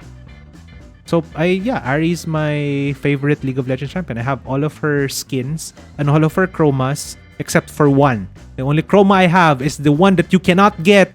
Because I haven't been playing rank. I didn't play rank back when it came out. The gold challenger Ahri. My gosh. I hope they release that someday because I will buy that in a heartbeat. Lord. Oh, Blanc has a flashback. Oh, right. Can I tell this story? Can I tell this story? Blanc, can I tell this story? Give me permission. I need your permission. No. Big fat no. Okay. Not like this. Okay. Right. Okay, then I won't tell the story. Oh, well. Yeah, I remember what you're referring to, Blanc. Indeed, the biggest regret of Blanc. I'll tell you after stream. This is really, really funny. I guess I shouldn't tell it because it might dox me more than... Yeah. Anyway. Alright. Yeah. So I'll tell it to you after stream. Sorry, chat. I can't tell that story. Also, don't want to further embarrass Blanc anymore. Okay, shall we move on to the next question? Let's go on. The reason I asked this, by the way, just so it's, I share with you why I asked this, is because this is a video game related question. And actually, I just wanted to ask if you have like a favorite character in all of gaming. Now, obviously, Ahri is not my favorite character of all of gaming. But if you can't think of one, then just go through each of the games that you play often and then rapid fire. Tell me your favorite character. Because the thing is, the rapid fire. the games that I really did love. Okay, so I think from all of the video games that I've played, and one character that has really did stuck with me that actually has a character. So the thing is, most of the games that I do play are role-playing games. All right. Yes. And let's think. Jesus Christ. Why did you put me into this situation? I'm now going through all of my the games that I've played. Oh Lord! There's one thing I'm good at. It's putting people on the spot. Chalk it up to me being a teacher. Okay, so I guess the number, like off the top of my head, if I need to make a quick answer for this one, I think it has to be Geralt. Geralt of Rivia from The Witcher. Wow, what a good choice. Okay. Because I liked it as a person who has actually read the books, I really love his character in the books. But the thing about it in the video game is that unlike other not MMORPGs, but rather other RPGs, despite you still having choices in the game, his character as in his own personality still shines through despite the choices that you make. It's, let's say, like, this is the quote-unquote bad choice, but then because the way how he either rationalizes it or how he contextualizes his decisions, it still shows that part of his personality where he is a witcher. He is a person who still who chooses no evil at all because he doesn't believe that the lesser evil is, because he believes that the lesser evil is evil nonetheless. You know, that sort of thing from Geralt. And it's really funny. It's because I've only ever played Witcher 3, but there's already so much about it that I really do love about Geralt, that game alone. I see. So yeah, that's about it. I can't really give any other answer because the other RPGs that I do play, they are more of the type of games that are heavily dependent on your choices. Right. So as in your character, they're like blank slates. So for example, like the courier in Fallout New Vegas. You don't really have anything about him. No, his story, he does not have they don't have a story. It's up to you to make that story. Dragonborn. Nate, who is the character, the default name for the male character in Fallout 4, kind of already has a little bit of a backstory, but most of it is still a blank slate, so it's still up to you. So that's why I can't really choose anything. So yeah, that's about it. Okay. Just to go in a tangent to League, my favorite character would be. You have a favorite character in League? Yeah, cool. You already know about it. It's Kayle. Really? It's Kayle. Yeah. Kayle, really? No, I didn't know. I didn't know it's Kayle. What? That's because that's the one character that I really did like playing because damage, Kayle. Because the ult that is an invulnerability which you can use to save teammates or save yourself. You know, and also because I like the aesthetic, and I like her character as well. How she's lawful neutral to a fault. I really like that. So yeah, I just realized that I really do like lawful neutral characters. It is the lawful neutral that appeals to you, no? Yeah. It's more of the chaotic good that appeals to me. I don't know. The chaos is fun, but the fact that they're kind-hearted appeals to me too. And I feel like even though I am personally, I don't think, am I chaotic good? I'm not sure. But I feel like I like the fact that there's something interesting about them, you know? Yeah, Sensei is chaotic good. Am I chaotic good? I don't know. I don't have enough time to explain it. Okay. Let's move on, shall we? Let's move on. All right, what is this question? I think this is the last question. This is the last? Of the 5. Okay. I think. It's my last chance to get a point. I haven't gotten a single point. It's not. It's not the last. It's not the last. Okay. But yeah. So what is Hal's pre-stream ritual other than refilling his water bottle? Is it A, patting his PC and say words of affirmation to it? Even if that's the wrong answer, I'm picking that. Yeah, you're doing great, my little war machine. All right, so there's that. B, do at least 15 squats. I don't think that's the case. Are you sure about that? No. C, take a nap. Or D, write down talking points. You know, in my heart of hearts, I know the answer is take a nap. Because you always do that.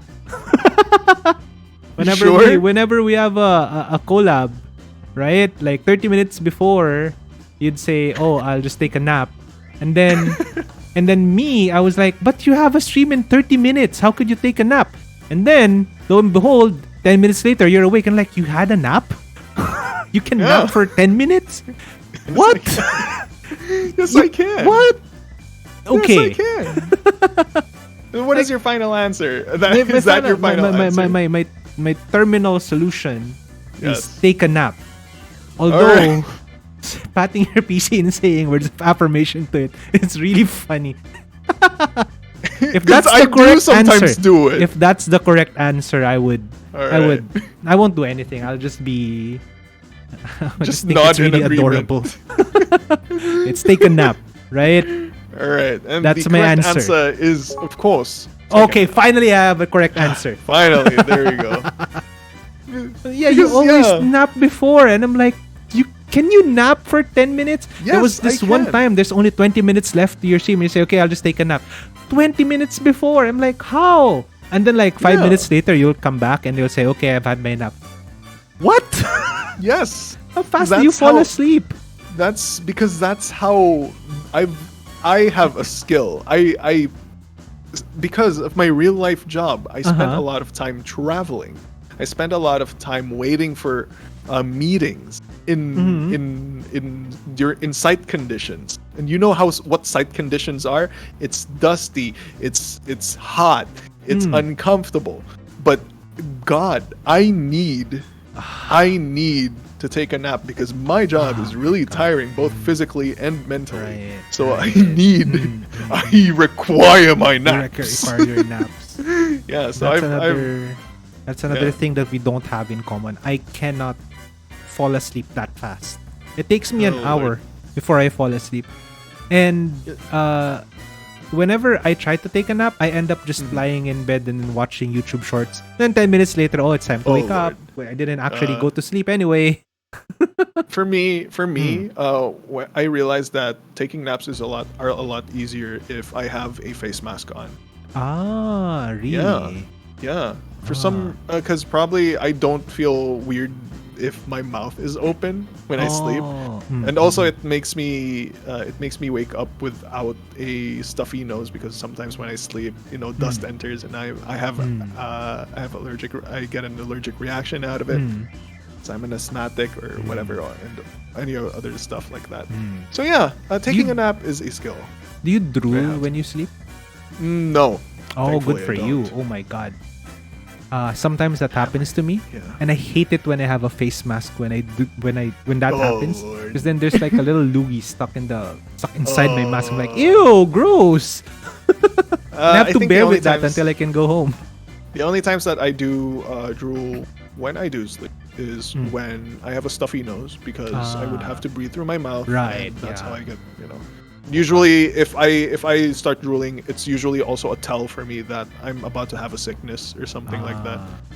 So, You mean to tell me you're not a mouth breather?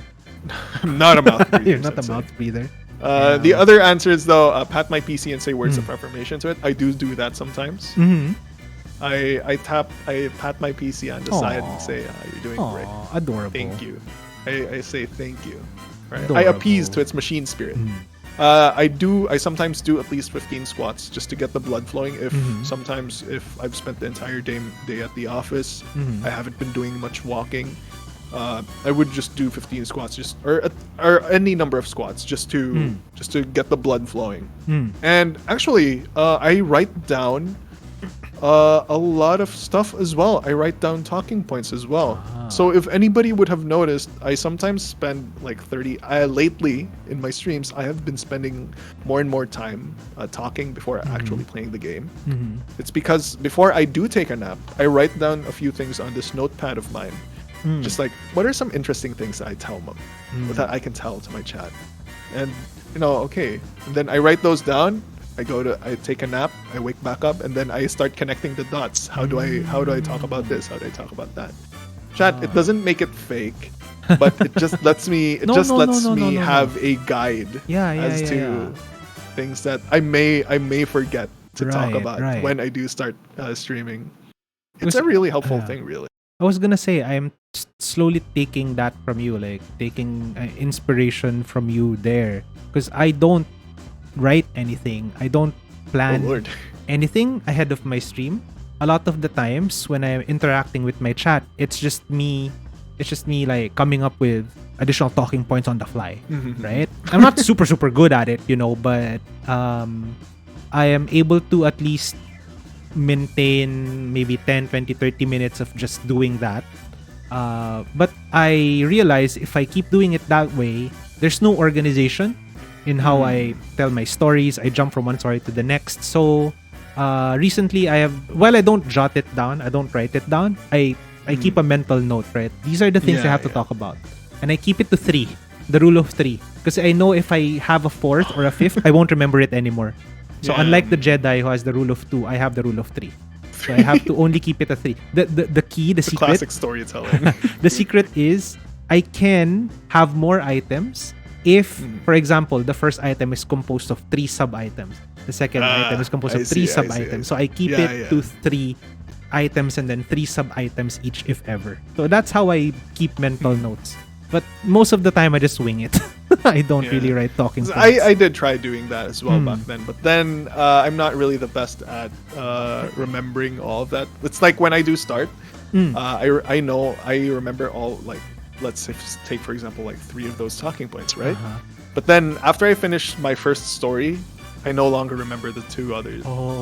Because of how much I get into the story, you know. Take case in point, the spider story about how a spider almost jumped on my little USB stick when I was taking a piss on a when I was taking a piss on a urinal. You know, it popped its head out of a it's popped its scary little head out of the urinal, raised its 2 front legs. I swear it was about to jump on me. Almost became Spider-Man with the most embarrassing origin story. Yeah, absolutely. So yeah, Hal is mapping out entire conversation trees with his chat. Honestly, there's sometimes if conversation, I want to make a point with a particular conversation, I do that. I've been trained because I am the forever dungeon master in a lot of D&D games. So you know. Right. It's part of that training. So it's part of that. D&D. Yeah, it's training. Right. So yeah. I've also been panelists. I've been also a panelist for like theses, like minor defenses for theses. So that's also something that's helped me out trying to do that. So yeah. Do you have any? I take notes when I do that too, because I've been a panel as well for theses in the past. I take notes then. Now that I'm realizing, why don't I do that for streams? I don't know. Maybe it's because I view streams as my escape from what I do IRL, right? So I'd rather just be comfy and wing it on stream rather than apply, you know, things that I know from my work and then put it also in streaming, because to me it starts becoming a little like work. So yeah, I guess that's why I don't really write a lot of things, but I do keep mental notes nowadays because I don't want my discussions to go all over the place, my stories to go all over the place. Also, my chat helps me a lot. So when I'm in the middle of a story, they'll tell something and then I hop off of chat's message. Yeah, so that's a thing that I think I do well. No, I guess that's why if the 2 of us are together in a stream, we can just chat forever, because I just jump off of what you're saying, you jump off of mine, I'll jump off yours, and it's an infinite loop. But you're asking if I have a pre-stream ritual. Sorry, I'm just go on. You know the answer to that though. I told you already before. I also mentioned I also mentioned it to chat, I think, but I did tell you before what it is. Right. You brush your teeth. Yup. Right? Yes, I brush my teeth. It preps my mouth as well, because I tend to be either my mouth tends to be either super dry or like with lots of saliva, I guess, as gross as it sounds. So I find that when I brush my teeth, it leaves my mouth with just enough so I don't slur my words, but not too dry that I can't talk at all. So that's why I brush my teeth. It's also good oral hygiene. Yeah, it absolutely is. Kira rewatched your spider video again. Yeah, it was she quite genuinely went, what the hell? Again. Yeah, it was indeed quite a story. Quite a story. So yeah, shall we move on to the next question? Sure. All right. Is this my last question? I'm not sure. I think it is. It is. Yes, I remember this. This was the question I had the most difficulty with. So, Sensei's anime preference is influenced pretty highly by their opening or ending themes. A lot of my favorite animes have really banger opening and ending themes. So, what is my favorite anime theme song of all time? Of all time? This was super difficult for me to answer, honestly. God. I had to dig and find out and what really is my favorite anime theme song. Oh, Blank knows this. Okay, Really? let's see. First Let's see. option, One Half One Half. from Rurouni Kenshin. Next is Yaruga Kotonai Ai from Get Backers. Oh my god, Get Backers is a Right, title it's an I have amazing not heard anime, in such a long time. The hell? God, if we had more time, this question was supposed to be for me to pick at your anime taste because I don't think we've ever discussed that. Let's go with that. We can have one more really long tangent. We should have one more before our manager starts to scold us. Our goal is to end before 3 hours. Then we're gonna be able to make it, Sensei. Don't worry. Okay. And then next, Fire from Digimon Frontier. Yeah, theme song from Digimon Frontier. Or Zankoku na Tenshi no Teze, Cruel Angel's Thesis from Neon Genesis Evangelion. Okay. Actually, Neon Genesis theme is the only one that I'm actually really familiar with here. Or maybe the others I may know. It's just that I've kind of forgotten about them. Sample ba? Oh, really? No. I'll be honest. I have the least anime knowledge among all of my friends anywhere.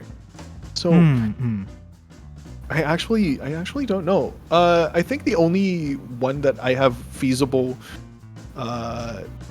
data on to work on with you would be something from Rurouni Kenshin, because I've heard you say so many good things about Rurouni Kenshin. Rurouni Kenshin is one of my, if not my top, it varies, but it's one of my top favorite anime. But hey, that doesn't mean that it's also my favorite theme song. So I guess I think that's my answer. One half. Yeah. Rurouni Kenshin. And the answer is... I'd like to say that your answer is correct. Unfortunately, it is correct.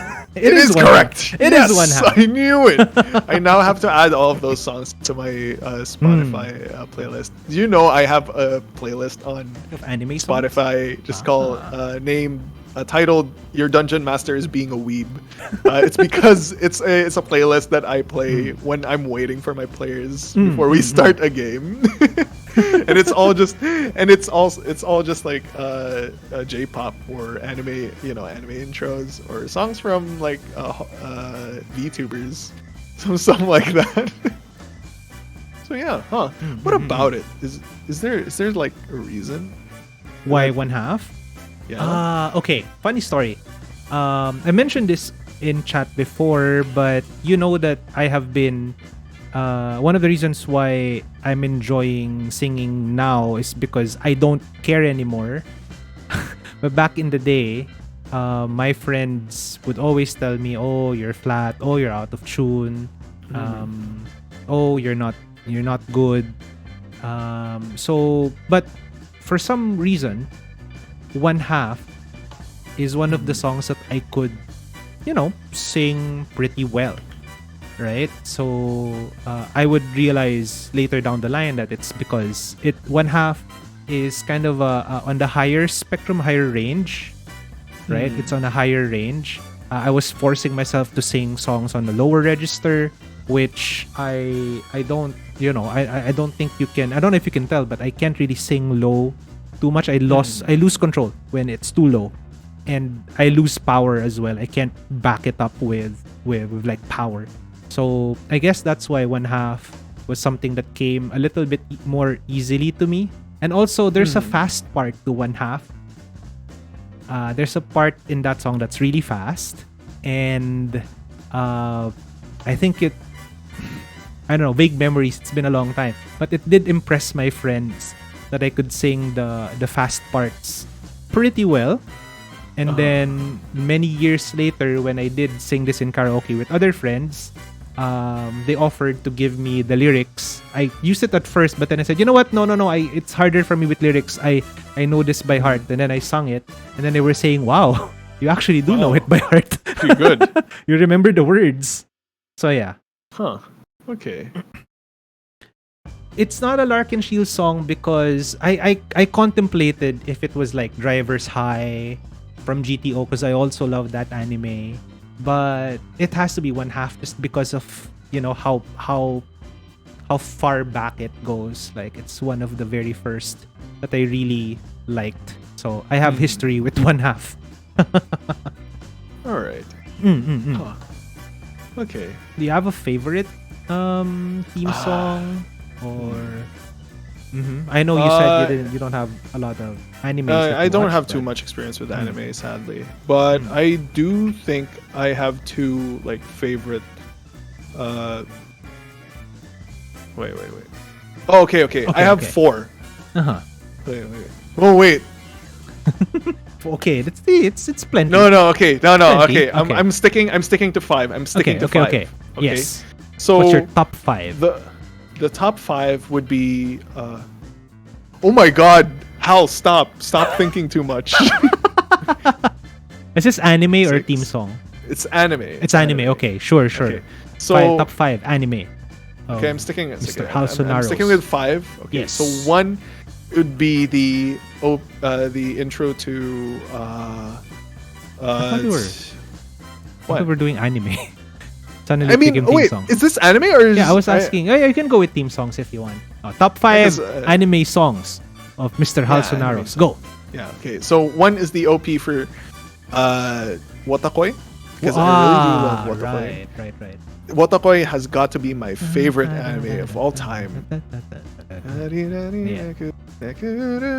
And it's just I don't know. There's just something that's so lively, that's so it is slice of life nice about it. Yeah. So it's so you know it encapsulates the feeling of being in love with your best friend for me. I don't know, you know, and it's just so wholesome for me, and I really do love it. You know. The second would be what's the title? Rude A Life. By Rude Alpha? How do you say that? Rude Alpha? Oh, this one I'm not familiar with. It's the opening song to Dr. Stone. Dr. Stone, I see. That's yeah. So it is. I just like the guitar of it. I just really like the whole song in itself. Just how it feels as well. The instruments are the thing that I really do love about that song. There's not really much connection to the anime about it, but I really do love Dr. Stone as well. Yeah, Life is pretty great. Number 3 would be I actually do not know the actual title to this. Sure. But it's the opening to the anime that is Given. Ah, okay. You know Given? Given. Yeah, Given is one of the first. I think it's not one of the first, but is one of the first. It is the first anime that I've actually watched on my own volition. Back then, when I started, back when I really did get into BL anime, really got into anime. Is it the BL anime? Yes, it is. I forgot. It's the opening. It's the opening song. Sing it. Just sing it. No, I do not know how to sing it. Really? Did Hal disappear? I don't know. You disappeared for a bit. Okay. Oh yeah, see, the microphone hates us so much that I disappear when I do. But it's the opening. It's the opening song. Okay. Right? Okay. Number 4 is out of pure nostalgia. It is from Naruto. Naruto. Which one?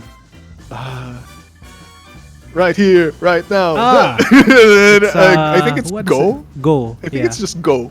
We always call it Fighting Dreamers. It's not. It's yeah. We are fighting dreamers. Fighting dreamers. Yeah, it's just something that's so hype about it. That I really do love. so hype. It encapsulates, because the only times that I've ever really heard it is when it pops up in Hero TV. You know that, that one. Yeah. Hero TV. Yes. Back when I was still a young little data byte. Yeah. I was be playing along with my cousin, doing silly little thing, as we all do as children. And then we never really watched Naruto, but we still did. We just liked the intro. We didn't understand a single word of it up until now. I still don't understand a word of it, other than we are fighting dreamers. Right here, right now. Yeah. Let's say that. Yeah.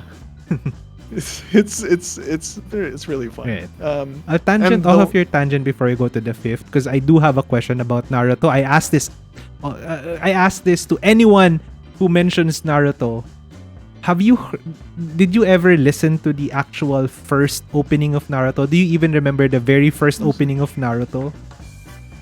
Because it seems like everybody just collectively forgot about the very first opening of Naruto, because the second opening, or the third maybe, is Go, which is super, not gonna lie, it's really hype, right? So you tend to forget the ones that came before it. It's not the first opening though. And I don't think anyone... No, that's from Shippuden. Oh. Because it's Heroes Come Back. They came back. Oh, right. I do not... Huh, what See? is the... Nobody remembers that the very first opening of Naruto is Rocks. Really? Yeah. Na na na na na na na. Na na na na na na. Na na na na na na na na na na na. Rocks, yeah. Rocks is the first opening. It's so good though. Like, when I was younger... I do not remember this. Yeah, when I was younger, I thought it wasn't that great. But you know how when your tastes develop over time, you're like, maybe, you know what? Rocks is pretty good. Maybe I was a bit too young for that. Maybe I was really have that feel yet. Is it bland? It's not bland. I mean, DDR is saying it's bland. It sounds like a classic old song, Yeah, it does. But it's I'm in Japanese. To it right now in it's Spotify. so good though. It does have that vibe of like early 2000s. Yeah. Right, that's something. It's like what a Japanese Frank Sinatra would sing or something. I don't know. That's what I think. That's one way of putting it. It's pretty okay. It's pretty okay. Really okay. I won't say it's my favorite Naruto theme song, but it's probably top 5. There's so many good Naruto theme songs that it's really hard to pick. But it's probably top 5. Oh my god. Now that I'm thinking more about it, I'm expanding my list now to 6. Oh my god. Okay, there's top 6. Yeah, two more. The last ones are tied for me. Okay. So the 5A 5A is 5A is Onegai Maso. You know what that song is? How heavy are the dumbbells you Onegai Maso. carry? Onegai Muscle. Na na na na na. I watched the entire It's so good. Because there's just something so funny about it. Just because I love the entire topic about the entire thing about that anime. They're just trying to get fit. Exactly. But they've turned it into this really zany, really funny slice of life-ish sort of thing. You can obviously now see that my favorite genre is slice of life. But I just really love it. It's just so hype. It's just so funny. I have listened to it while I was lifting. I have unironically listened to it. Did you see the edit of that with the Japanese bodybuilder dancing to the No, song? I should send that. I'm gonna send that to you after stream. You should see it. Okay. It's so good. You'll probably enjoy it. And 5B is 5B. 5B. I swear this is the last. 5B is Grand Blue. Grand Blue. Do you guys know about the anime? Hatsukunare, my friends. Na, na, na, na, na, na. Oh god, I heard this in AMQ and I wasn't able to guess. It's just so fun because when I watched Grand Blue, it was during the lockdown. It was during the plague. I was robbed of my summer. I was robbed of my vacation. Yeah. When that happened, so Grand Blue was there, and the vibe from that song in itself was already. It gave me the feeling of. It gave me the feeling of a vacation that I never had. And it's just really. So yeah, that's about it. Shouldn't go on up to a longer tangent from that. Should I give mine as well? Apart from the four that's already on the screen. So yeah. One Half is obviously one of my favorites. It is my favorite. Still is to this day. But from Rurouni Kenshin, runner-ups would be 1/3. I like the fractions, dude. So there's a title. Your fractions. Yeah. There's one opening called the 1/2, and then I think it's an ending theme, but it might be an opening theme as well. It's 1/3 no Jonjo na Kanjo, but it's shortened to just 1/3. So I like the fractions. And then I had to include the Digimon in the list, right? Because Digimon is the anime that I grew up on. So Fire is a more contemporary choice, but if you asked me several years ago, it would be Butterfly, and I wouldn't fault you for picking Butterfly over Fire because it's the more iconic song. I just like the vibe of Fire more than Butterfly. And then of course Yaruga Kotonai Ai, Get Backers, amazing theme song. I don't know if you remember this one. This is the first opening theme, the one that's really high. Oh my god, maybe I should sing this in the anime, in the karaoke on Thursday. I'll try. It's hard because it's high, but I'll try. And then Zankoku na Tenshi no Teze. He really is a teacher. Why? What did I? Oh. Zankoku na Tenshi no Teze because of the fractions. Cruel Angel's Thesis is just a classic, right? You can't go wrong with classics. And then to add to this list, there is Driver's High. That's from GTO. GTO actually is the anime that inspired me to be a teacher. Okay, before you get any wrong ideas, yes, it's a raunchy, rowdy anime. Yes, there's lots of adult themes in GTO, but that's not what I was after. It's Onizuka's kindness, right? I love his approach, his human approach to teaching. And I mean, you can see that in me as well, right? Like you mentioned a while ago, a story that I don't even remember. But I guess I like the idea of the reason why I like that anime so much is because it reminds me to be human when I teach. Like I'm not an overlord lording over my students. No, I am actually there to lift them up, to go down to their level and lift them up. And that's what Onizuka does in that anime. I mean, if you remove the raunchy, rowdy stuff, you're left with just, Onizuka with the heart of gold. So that's up there. Driver's High is. And then a few more, if I may just add a few more. Some underrated, I guess somewhat underrated. The opening to Batum. Sai hato no story idaitete wananga mayo isuzukite. Nijin the new world. The game has only just begun. Imahaj Marino Eyes. I think that's the opening to Batum. That's by Nano. Oh, I love Nano's music. Oh my god. So that's one. I don't know if people still remember that, but that's one of my favorites. And then there was one more that I was thinking of. Durarara's second theme song. The one with the rap. As you can tell, I also like songs with raps in them. So that's one more. And then I'll add one last because this is a classic.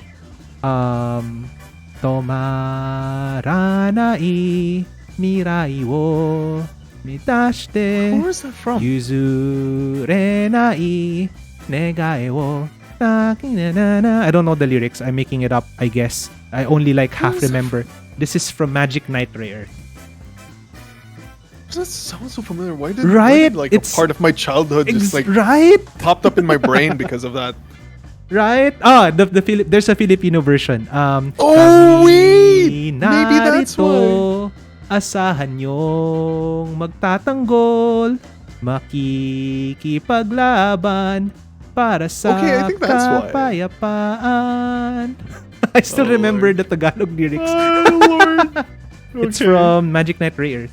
It's so good. It's such a classic, right? That like you said, I sung it out of tune and a little off key, but it still triggered memories because it's such an iconic anime theme song, especially in the Philippines, right?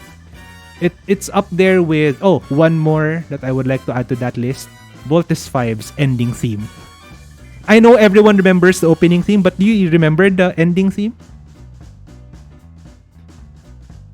Are you still there? The ending theme to Voltes 5. The only thing that I remember is the main opening theme. Yeah. Voltes 5. Voltes 5. Okay. Yeah. But yeah, that's the only thing that I remember. Oya ni agureta inadori mo itsukawa. I thought you were going into the Skyrim chant with the movement.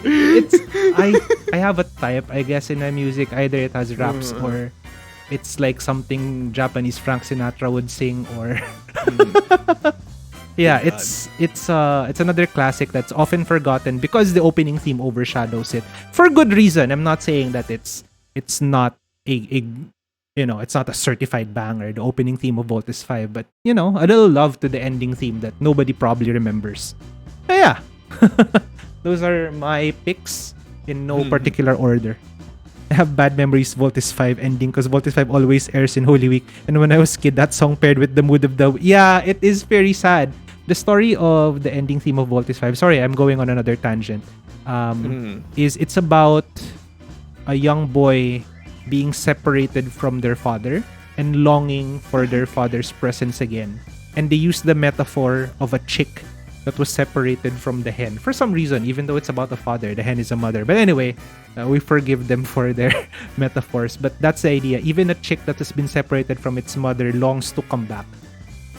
If you know the story of Voltes 5, you know why that's very relevant to Voltes 5, that concept.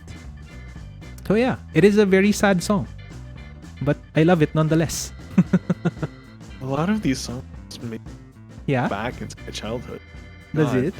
That's gonna take a lot of time to unpack, but let's move on before we spiral. Let's have a podcast where we just talk about anime themes. Oh, Jesus we can Christ. Sing them too on the podcast. I don't double think as a karaoke. No, you would. You should. One, no. No, You will be there. You will be part of that. Oh You're the co-host of what is the title of the podcast? It changes every time. I don't know. Yeah, it changes every time. Just call it the Muteki podcast at this point. Yeah. So you have to be there and you will sing. Anyway, next question. Next question, I think. I think it is the last question on my end. Yes. And the last question is... Oh my God. What was Hal's deadlift personal record? This is the last question? Okay. What was Hal's personal deadlift record? Was it A, 265 pounds? Uh-huh. B, 295 pounds? God, I can't even lift C, 315 pounds? Or D, 335 pounds? I will immediately rule out 265 and 335 because it's often not the lowest nor the highest. Unless you're being cheeky, it's not gonna be one of these two. So it's 315 or 295. Judging by the two numbers and knowing your personality, I'm psychoanalyzing you. Knowing Are you your personality. Sure? Alright. My pick will be 315 pounds. That's my... How do we say it now? My terminal solution. Oh, 315 right. pounds. Finally, somebody says it right. It's not even correct. It's terminal response. That's the original. Idiot. Why? Oh, Lord. 315? 315. Sure? Yeah. Why? What's your analysis? Again, it's just because I'm pretty sure it's not going to be 265 or 335 because usually if it's a range, it's not the lowest or the highest. I know this. I make exams, Hal. And when I this is a secret. When we make range numbers, it's often not the highest or the lowest. Sometimes we make it that way, so we're just being cheeky. But usually, if you're thinking normally, it's not gonna be one of those two. So it has to be 295 or 315. I think you're the type who could lift 315. So I would say 315. I don't even know how heavy 315 pounds is, but I'll say it's 315 is 150 kilos. I still don't know how heavy. Can you tell that to me in terms of sacks of rice? That is how heavy is? because the usual sacks that we have The usual sack is like 5 kilos, right? So it's probably like 30 sacks of rice. kilos. Shit, Yeah. that's heavy. That's like a truckload. Yeah. damn 150 it. kilos is two. The average male at least weighs at around 75 kilos or 75 to 80 kilos. So I'm just an average two weight. people. Let's go. Yeah. So in this day and age, 2 at people. least. So 2 people. So imagine your weight twice. Twice. So yeah, I Yes. guess it is 315 pounds. All right. Then that is your. Knowing I've seen you in person, I think you could deadlift 315. Deadlift is where you do from the floor and then you just put it on your knees, right? And then you drop it again. Yeah. to It's knee not like level. all the way up to the Yeah. the high heavens. Because if it's all the Yeah, way up yeah. to the high heavens, I'll go with 295 or one of the lower weights. Not because I doubt you, but because it's just difficult to do that. But if it's just from like snatch from the ground and a pack to your knees or something, I think it's 315. That's my terminal solution. Is the terminal response. Terminal response, think. whatever. It's solution now. Alright. It's funnier. All right. So, Okay. and the answer is I got it. See, ding ding ding ding. You it's actually always got it right. C. When it's a range, it's the third option. You got it right, Sensei. It's 315 pounds. Hello. Yeah, that is the heaviest that I've gotten. When mentioning about the lifting it up to high heavens, call it the That's a press, I think. squat. We have this thing called clean jerk. Clean jerk. Is what we call it. Yeah. That's a different thing. Or no, particularly the most challenging thing to do for me at least is a squat clean. Squat clean.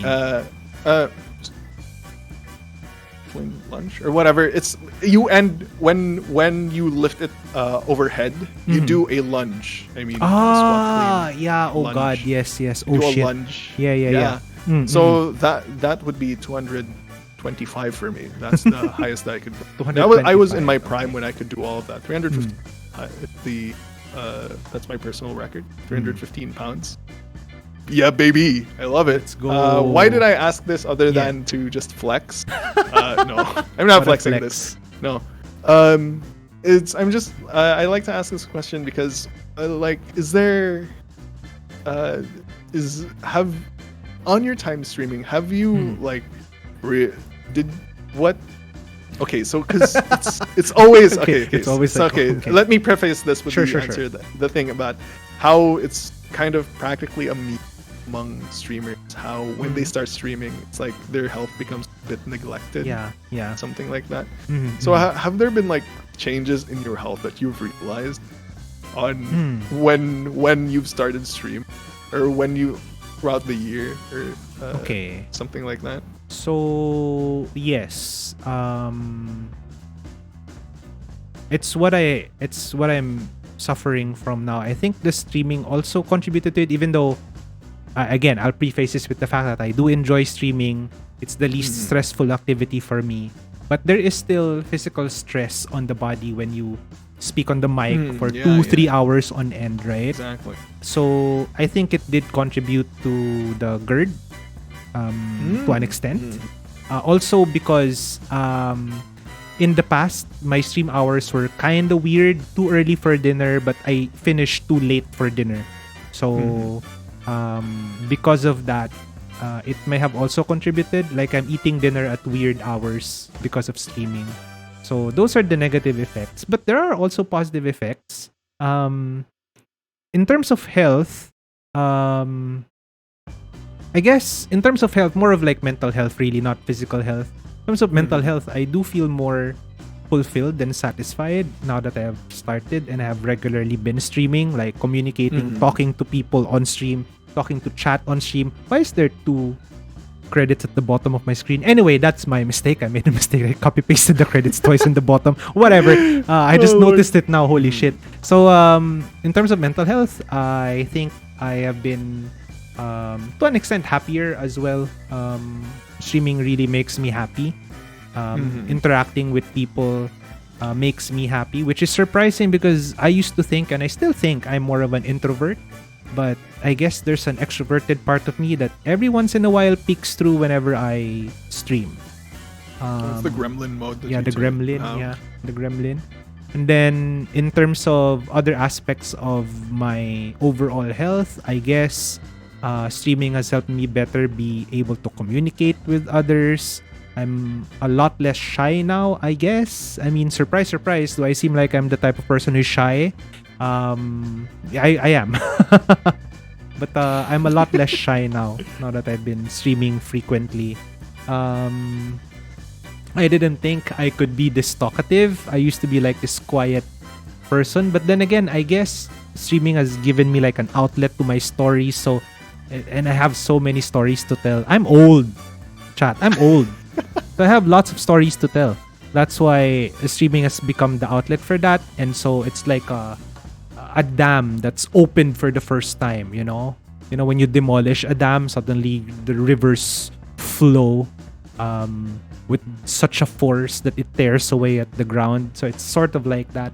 Yeah, so in terms of streaming, physical health, a little bit affected in a negative way, but mental health and other forms of fitness is definitely improved. Yeah. Mm-hmm. Boomer. I mean, I would not deny I am really a bit of a boomer. Even my musical tastes and my anime tastes reveals the fact that I'm old.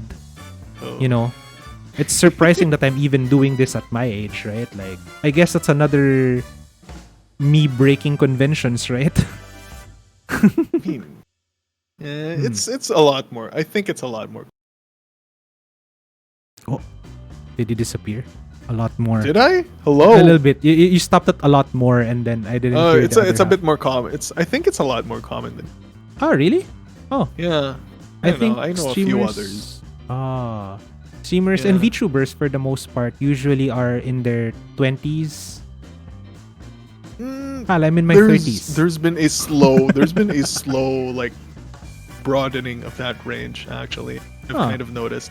Who's the most popular VTuber that's in their 30s? I cannot. That you know? I cannot talk about it. Oh really? Okay. Tell me after stream. I do stream. not want to talk about that. Tell me after stream.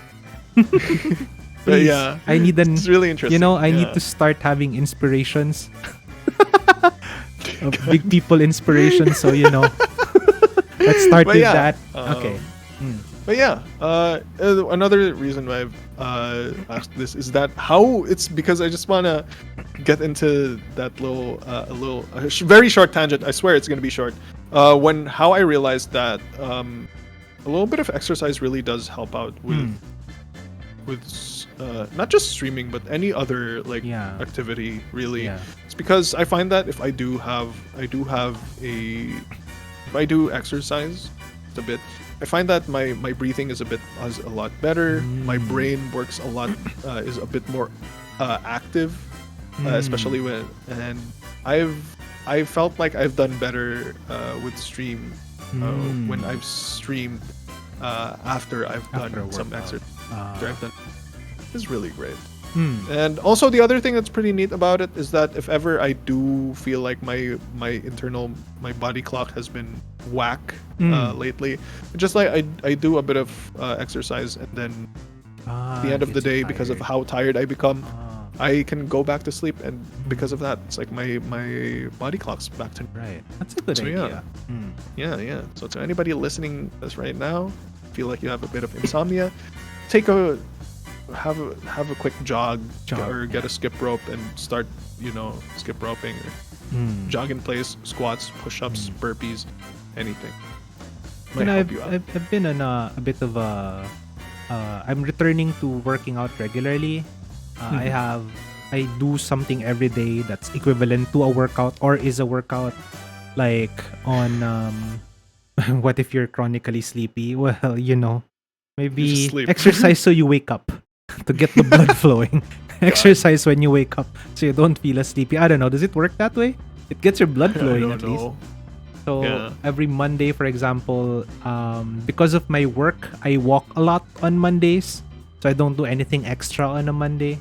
I love walking. I love walking a lot. If I could just walk and walk and walk, I would.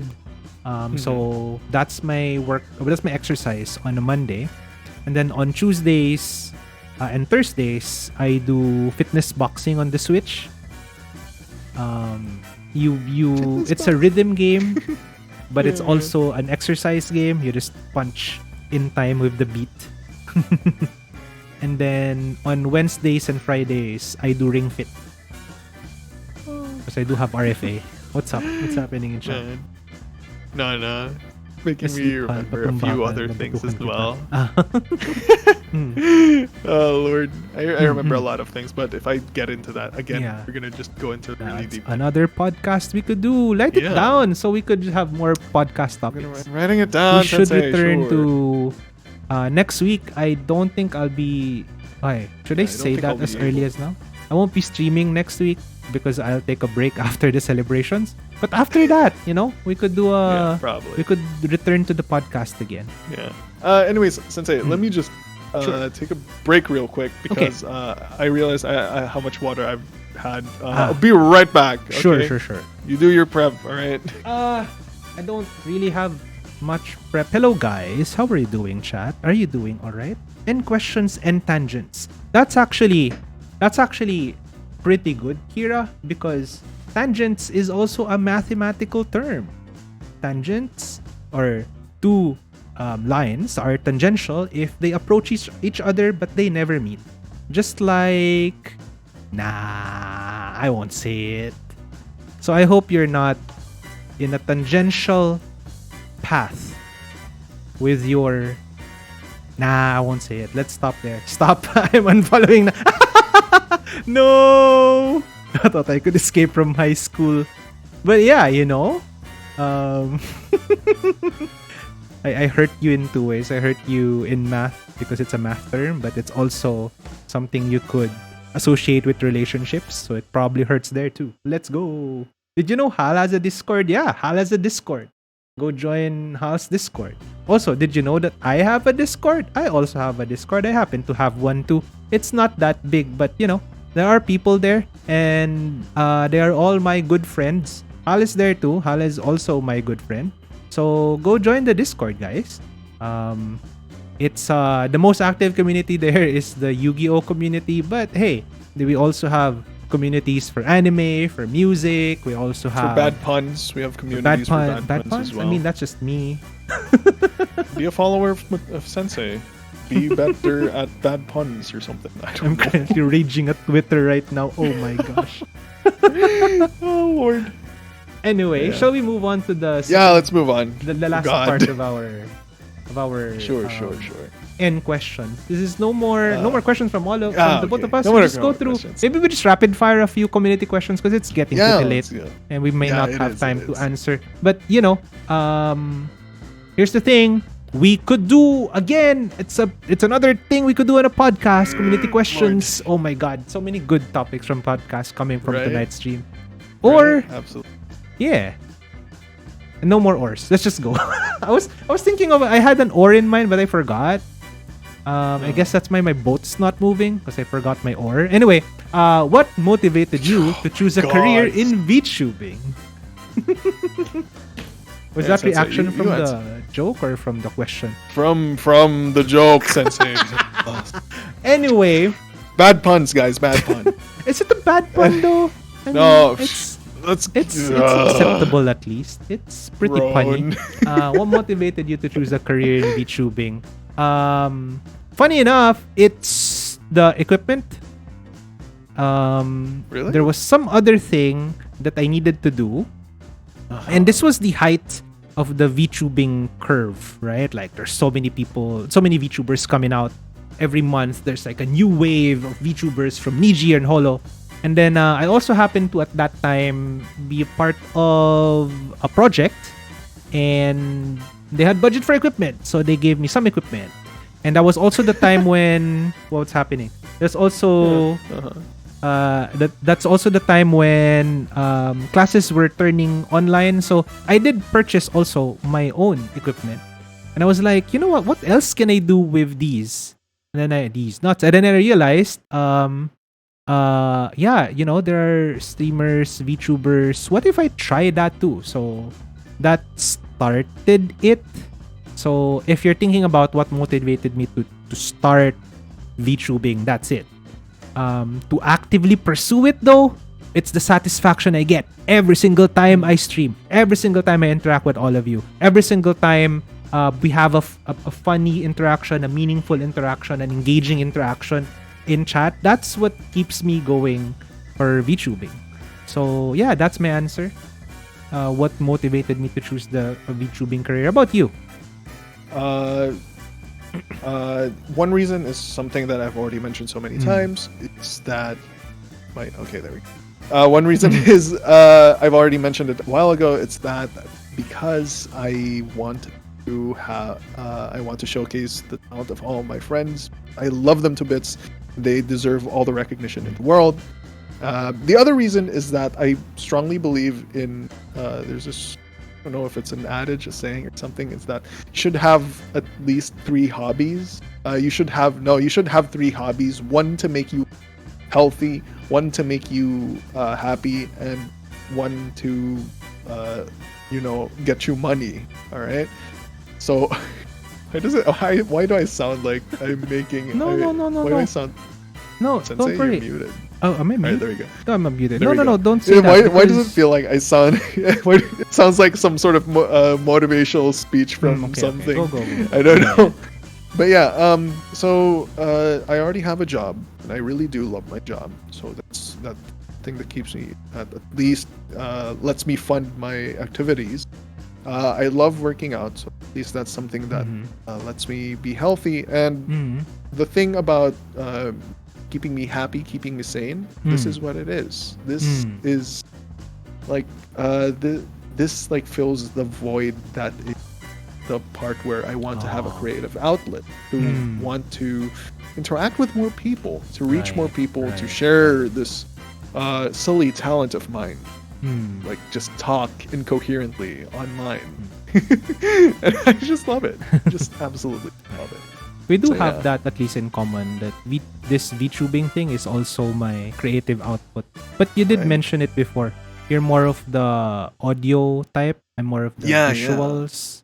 So this is my creative outlet for visual things. I eventually would like to learn more on the audio stuff as well. That's why, if you remember, one of the very first ideas I pitched for you was we can do like some sort of a voice acting stream. Like maybe you teach us how to voice act, or something. I wouldn't at this point.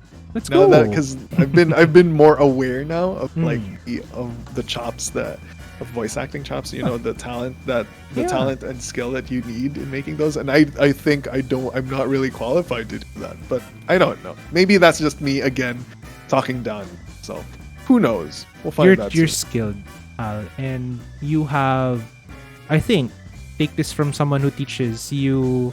I think you're good enough at breaking down things into smaller bits, and that you can then teach others. I think you can actually train others, teach others in your craft. Are you the best at your craft? I mean, hopefully you don't mind me saying that. Probably not, but I mean, at the end of the day, you don't need to be the best. And in fact, I always say this: the best people aren't often the best coaches, the best teachers, because they're already so embroiled in their craft that they don't have time nor the patience to teach it to other people, right? So hey, that's the thing. We go to the next question. Next question. How many questions are here? Would you rather fight 10 human baby-sized T-Rexes or one adult T-Rex-sized baby? I have a quick answer for that one. Yes. I would fight 10 human baby-sized. That will be, it's gonna be like fighting 10 chickens. And trust me, I've already fought 10 chickens. Fought 10 chickens? Yeah. Chickens are, T-Rexes and chickens are related. That's true. Yeah. But anyways, what's the worst that they can do? Scratch at me? Come on. But because do you know how much strength a baby has? It's a fact that pound per pound, a human baby is stronger than a baby gorilla. Really? Gorilla baby. Oh. Yes.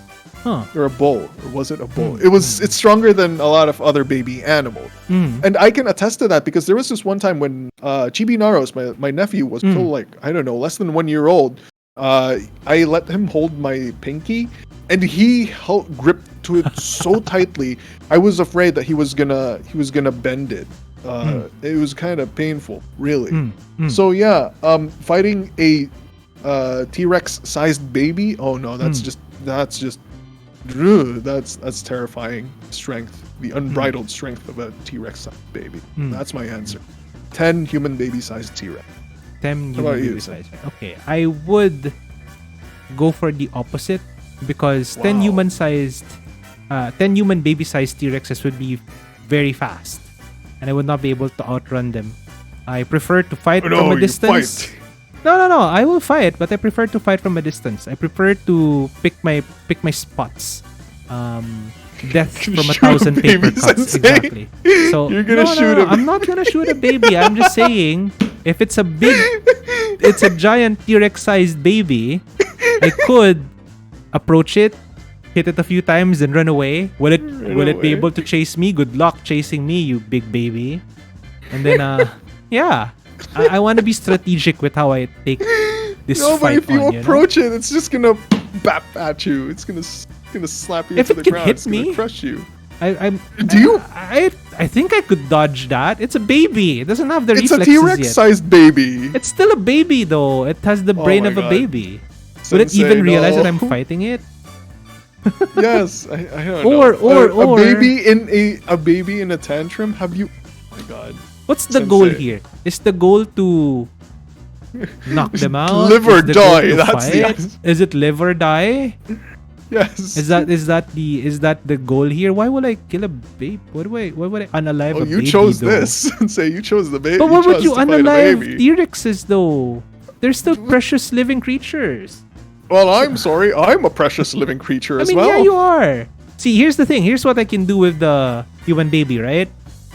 It's gigantic. So what I'll do is I'll find like a pair of trees, right, or some poles or whatever. I'll run a rope right through them, and then I'll lure the baby into chasing me, and I'll trip over that rope, and then the baby will KO itself. It's huge. If it hits its head on the ground, he's KO'd. He's probably not unalived, but he's KO'd. He can't fight me anymore, and I win. I've seen this in Star Wars once, but yeah, okay. See?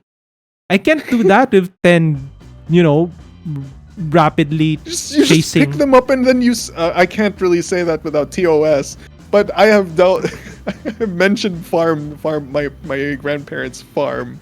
I've done things, Sensei. I know, because I have too. I did not fight against that many chickens, but I have been attacked by a rooster several times. So I know how it feels. And I may or may not have a slight fear of living chickens. So I will pick the big baby rather than the 10 tiny chickens that are T-Rexes actually.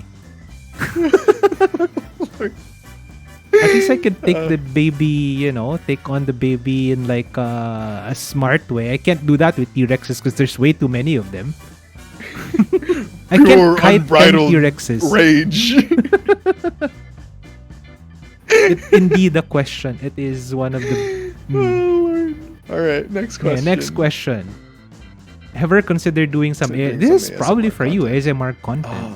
I have, but I don't think I will ever do it live because it requires a lot of specialized equipment and a lot of practice. I would do it as a recording, as a voice pack or something like that. Yeah. Who knows?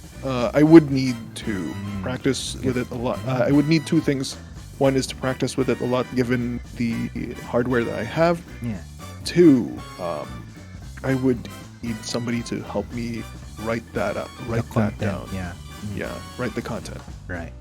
So yeah. I have done ASMR content. I don't know if you know. Yeah.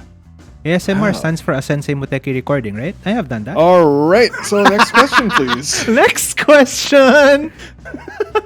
If you could be anything else other than the Muteki, this isn't for me. If you could be anything else other than the Muteki headmaster, what would you be? Oh my God! Is it in terms of being a VTuber, or I guess I'll take it in that direction, right? Because this is a VTuber thing. So if I wasn't the headmaster of Moteki U, I guess extended also to if I wasn't a teacher, if I wasn't a VTuber teacher, what would I have been? Collective size again. Sometimes. I think it would be, because I was debating this prior to I had in mind that I would be a teacher, but will the aesthetic be just a normal teacher, or will it borrow some aspects from steampunk? And I think it would be something steampunk related. Like I don't know yet though. Maybe some esoteric job from a steampunk universe, something like that. I'll have to think it up though. Like I don't know, maybe I'm somebody who makes nails or something like that, because it's something you can expect in a steampunk universe, right? Their sole job is to make nails, the nails that you hammer, the fastener nails. And I don't know, I guess I shouldn't though, because that might mean that my punchline would be I nailed something. I don't want that. So maybe it's great that I just decided to be a teacher, Those are the alternate timelines that we don't. Yeah, let's not go into those alternate timelines when Sensei is not say so. All right, next one. This is for me again. What made you consider founding a school, and what does the curriculum entail for its students? Oh my god, that's a difficult question. I can answer the first one because this is gonna be part of my lore. Actually, this is the part of my lore that cuts close to reality. I have been time and time again disillusioned by the education system, not just in the country but everywhere else. I feel like teaching has become outdated. Like the methods, the strategies of teachers have become outdated. And while there are those who still innovate, and I highly appreciate them for doing so, the rest just hasn't caught up yet. And I feel like it's for a reason. It's for like politically, I don't want to be super political, or sorry, but it's probably politically charged. That's why we have not progressed from the old archaic ways of teaching, right? And so because of that, and this is part of the lore, we'll eventually reveal the lore once we have it like set up and everything like that. Maybe as part of year two of Sensei Moteki. But because of that, it's why I decided, you know what, let me do something about it. So that's why I made the school. As for the curriculum, I haven't really thought of a curriculum. Puns are part of the curriculum. It is, definitely. It's one of the learning outcomes. Because it came out of the streams. That's one of the learning outcomes. So yeah, but I don't know what the curriculum would be, honestly. The curriculum would be, I think if there would be one, it's allowing you to discover who the best version of you could be, right? Because I've always like thought of this about myself. I think if I have one skill that I like to keep on working with, it's finding ways to make others better, right? The true support mentality, right?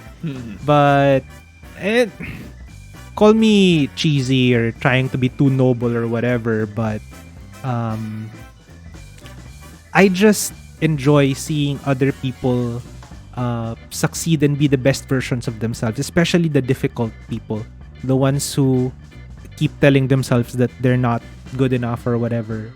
So to see them flourish, to see them thrive, and to see them become the best versions of themselves is intrinsically rewarding for me. It's autotelic. Oh yeah, that's that. That's the reason. To be fair, Moteki U is a talent agency now. Yeah, more or less. Oh my god. Maybe we should just make it that, I mean, after everything that First I've wave, said. Moteki First University. Wave, the pounders, the quarter pounders. God damn it. Hi, my name is Halsonaros from First Wave, Moteki U. What is from the Moteki U V2? Wow. Moteki Universe. For the Moteki Universe. Oh. U could stand for whatever. We could start writing stuff down. See which one sticks. Yeah, that's why there should be 4 people on the first wave. Oh my Jesus! Nat was the one who suggested this, and I wholeheartedly agree. There should be 4 people on the first wave, and each one is a quarter pounder. See, somebody said the same thing as I did. The pioneers, yeah, because we're the pioneering batch. If it's ever. True, but the pounders, the quarter pounders. I'm gonna pound you? No, that's not gonna stick. Oh my God! not with the little kids demographic. Think about the children. I mean, I was thinking about this. If there would be a first wave, and if it was from who is already in Muteki U right now, I feel like you would be the ace of that first wave. And it just fits to call it the Pounders. Not saying anything. Let's move on to the next question. Is there one more? There's no more question. No, that's finally the end. This is the end. Jesus Christ. 3 hours of just talking, and I love it. Oh my God. Right? This is I don't know. I love these types of streams, honestly. Absolutely. I much prefer this over the playing. But, chaotic games with collabs is also something that I enjoy, which is why tomorrow, sorry, I'm already going to. Yeah, go on. My plugs. You gotta wrap this up. I don't mind. It's already 3 hours. I am just making segues. So this is why tomorrow will be the reunion of the Intelligent Hunters and Friend. Yeah. It's the reason why we're doing that is because Monster Hunter Rise is one of the first games I played on stream, and I want to wrangle the gang back, see if we have improved. We probably have not. Some of us have. Some of us have. Some of us haven't. So that's what we're doing tomorrow. We're gonna be playing a bit of some Monster Hunter Rise, revisiting the good old days. Not good old days, because the new days is also good. Anyway, you know what I mean. We're revisiting old memories, fond memories of a time when Sensei doesn't look the way I look like right now. Back when I used my first version, which you probably don't remember anymore, because I think when you saw me for the first time, this is already what I was using. It was the first version of Sensei. It was only used for like a month or so. And then I changed to this new version because I didn't quite like the first version. So, hey, there you go. I physically regressed. No, Paul, please. Yeah, that's about it. That's my plan for tomorrow. So I hope that you'll tune in again tomorrow. Are we gonna see Sensei V1? Oh my God, do I even have the V1 though? If I still have it, sure. If I probably won't use it. I don't like how it looked. I drew that way back, and just like just like any artist, usually you're not as fond of how your earlier art looks like. So, but I can show it. I mean, it's still something that's like a trip down memory lane. And probably at least show it, and then I'll switch back to my normal form because it didn't even have emotes or anything. It used to just stay on screen like a static avatar in the corner of the screen, right? That's how it just used to be. Anything else that I'm forgetting? Do you have anything that you would like to plug? Anything you'd like to promote? Anything you'd like to say before we end the stream? Let's see. Did you guys know that Sensei is celebrating his anniversary week? Streaming anniversary? Did you know that Sensei has a cover on YouTube? And did you know that? Spoil that. Did you know that? No. What? No. I'm talking about the. What? No. There's the. Not saying anything. My way. What is? My way. Yeah, that one. That's what I'm talking about. Now, the end is near. Complete silence for like the next. We're not going to spoil it. But yeah. And also, did you know that Sensei has a Discord? Yeah. So it's all right over there. Please. We are. Yeah. Did you know it's also 12 midnight? So please, guys. As if that mattered to you, support Sensei. Support Sensei throughout this week. He deserves all the love and recognition he can get. Thank you. He's a really fun guy, and hopefully I'm a mushroom. I'm a fun guy. He's a really funny individual. Hopefully, it's gonna be a really memorable week. Yeah. Also, feel free to follow me, I guess, but that's not. No, go. Go follow Alsonaros God too. damn it, Sensei. Check out his Twitter. He revealed something very important. You posted on your Twitter, right? I think I saw it on your Twitter. Okay, you revealed fine. something very, very important, and I think everyone should know about it. So, go follow Alsonaros VT, right? On Twitter. VT and on then Twitter. if you haven't followed Hal yet, go follow Hal as well on Twitch. And what else are you on? What else are you on? I'm on the good stuff, but You're yeah, on the good stuff. so yeah, that's about it from me. You're YouTube as well, right? You're also Alsonaros on YouTube. Yeah, that's where you posted your cover.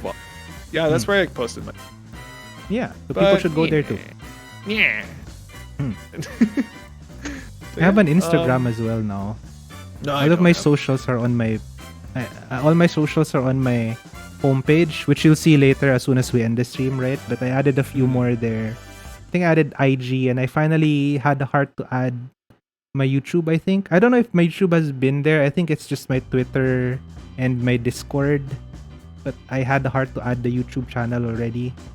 And then I also added IG, but you only... Yeah, I won't spoil it. Go check my Instagram.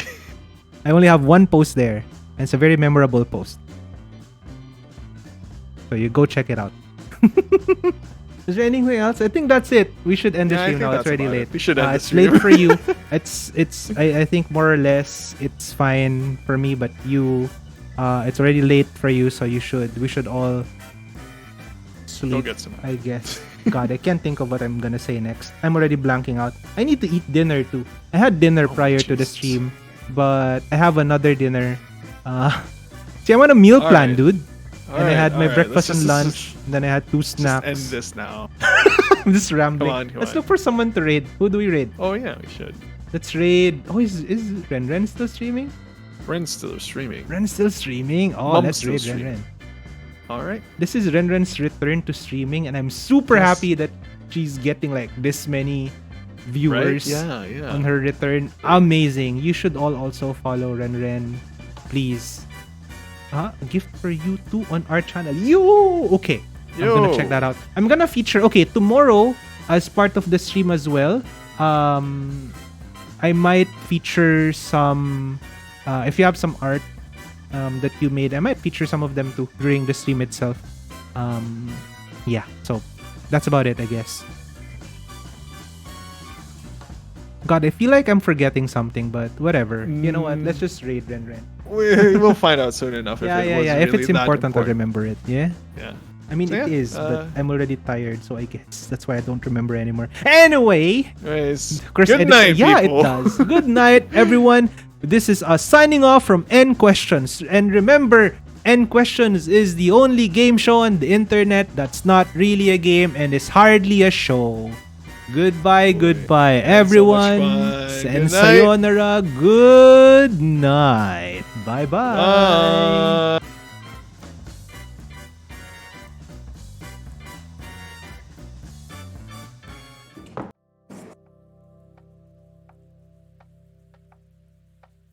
My mic is still hot. I turn off the mic. Blah.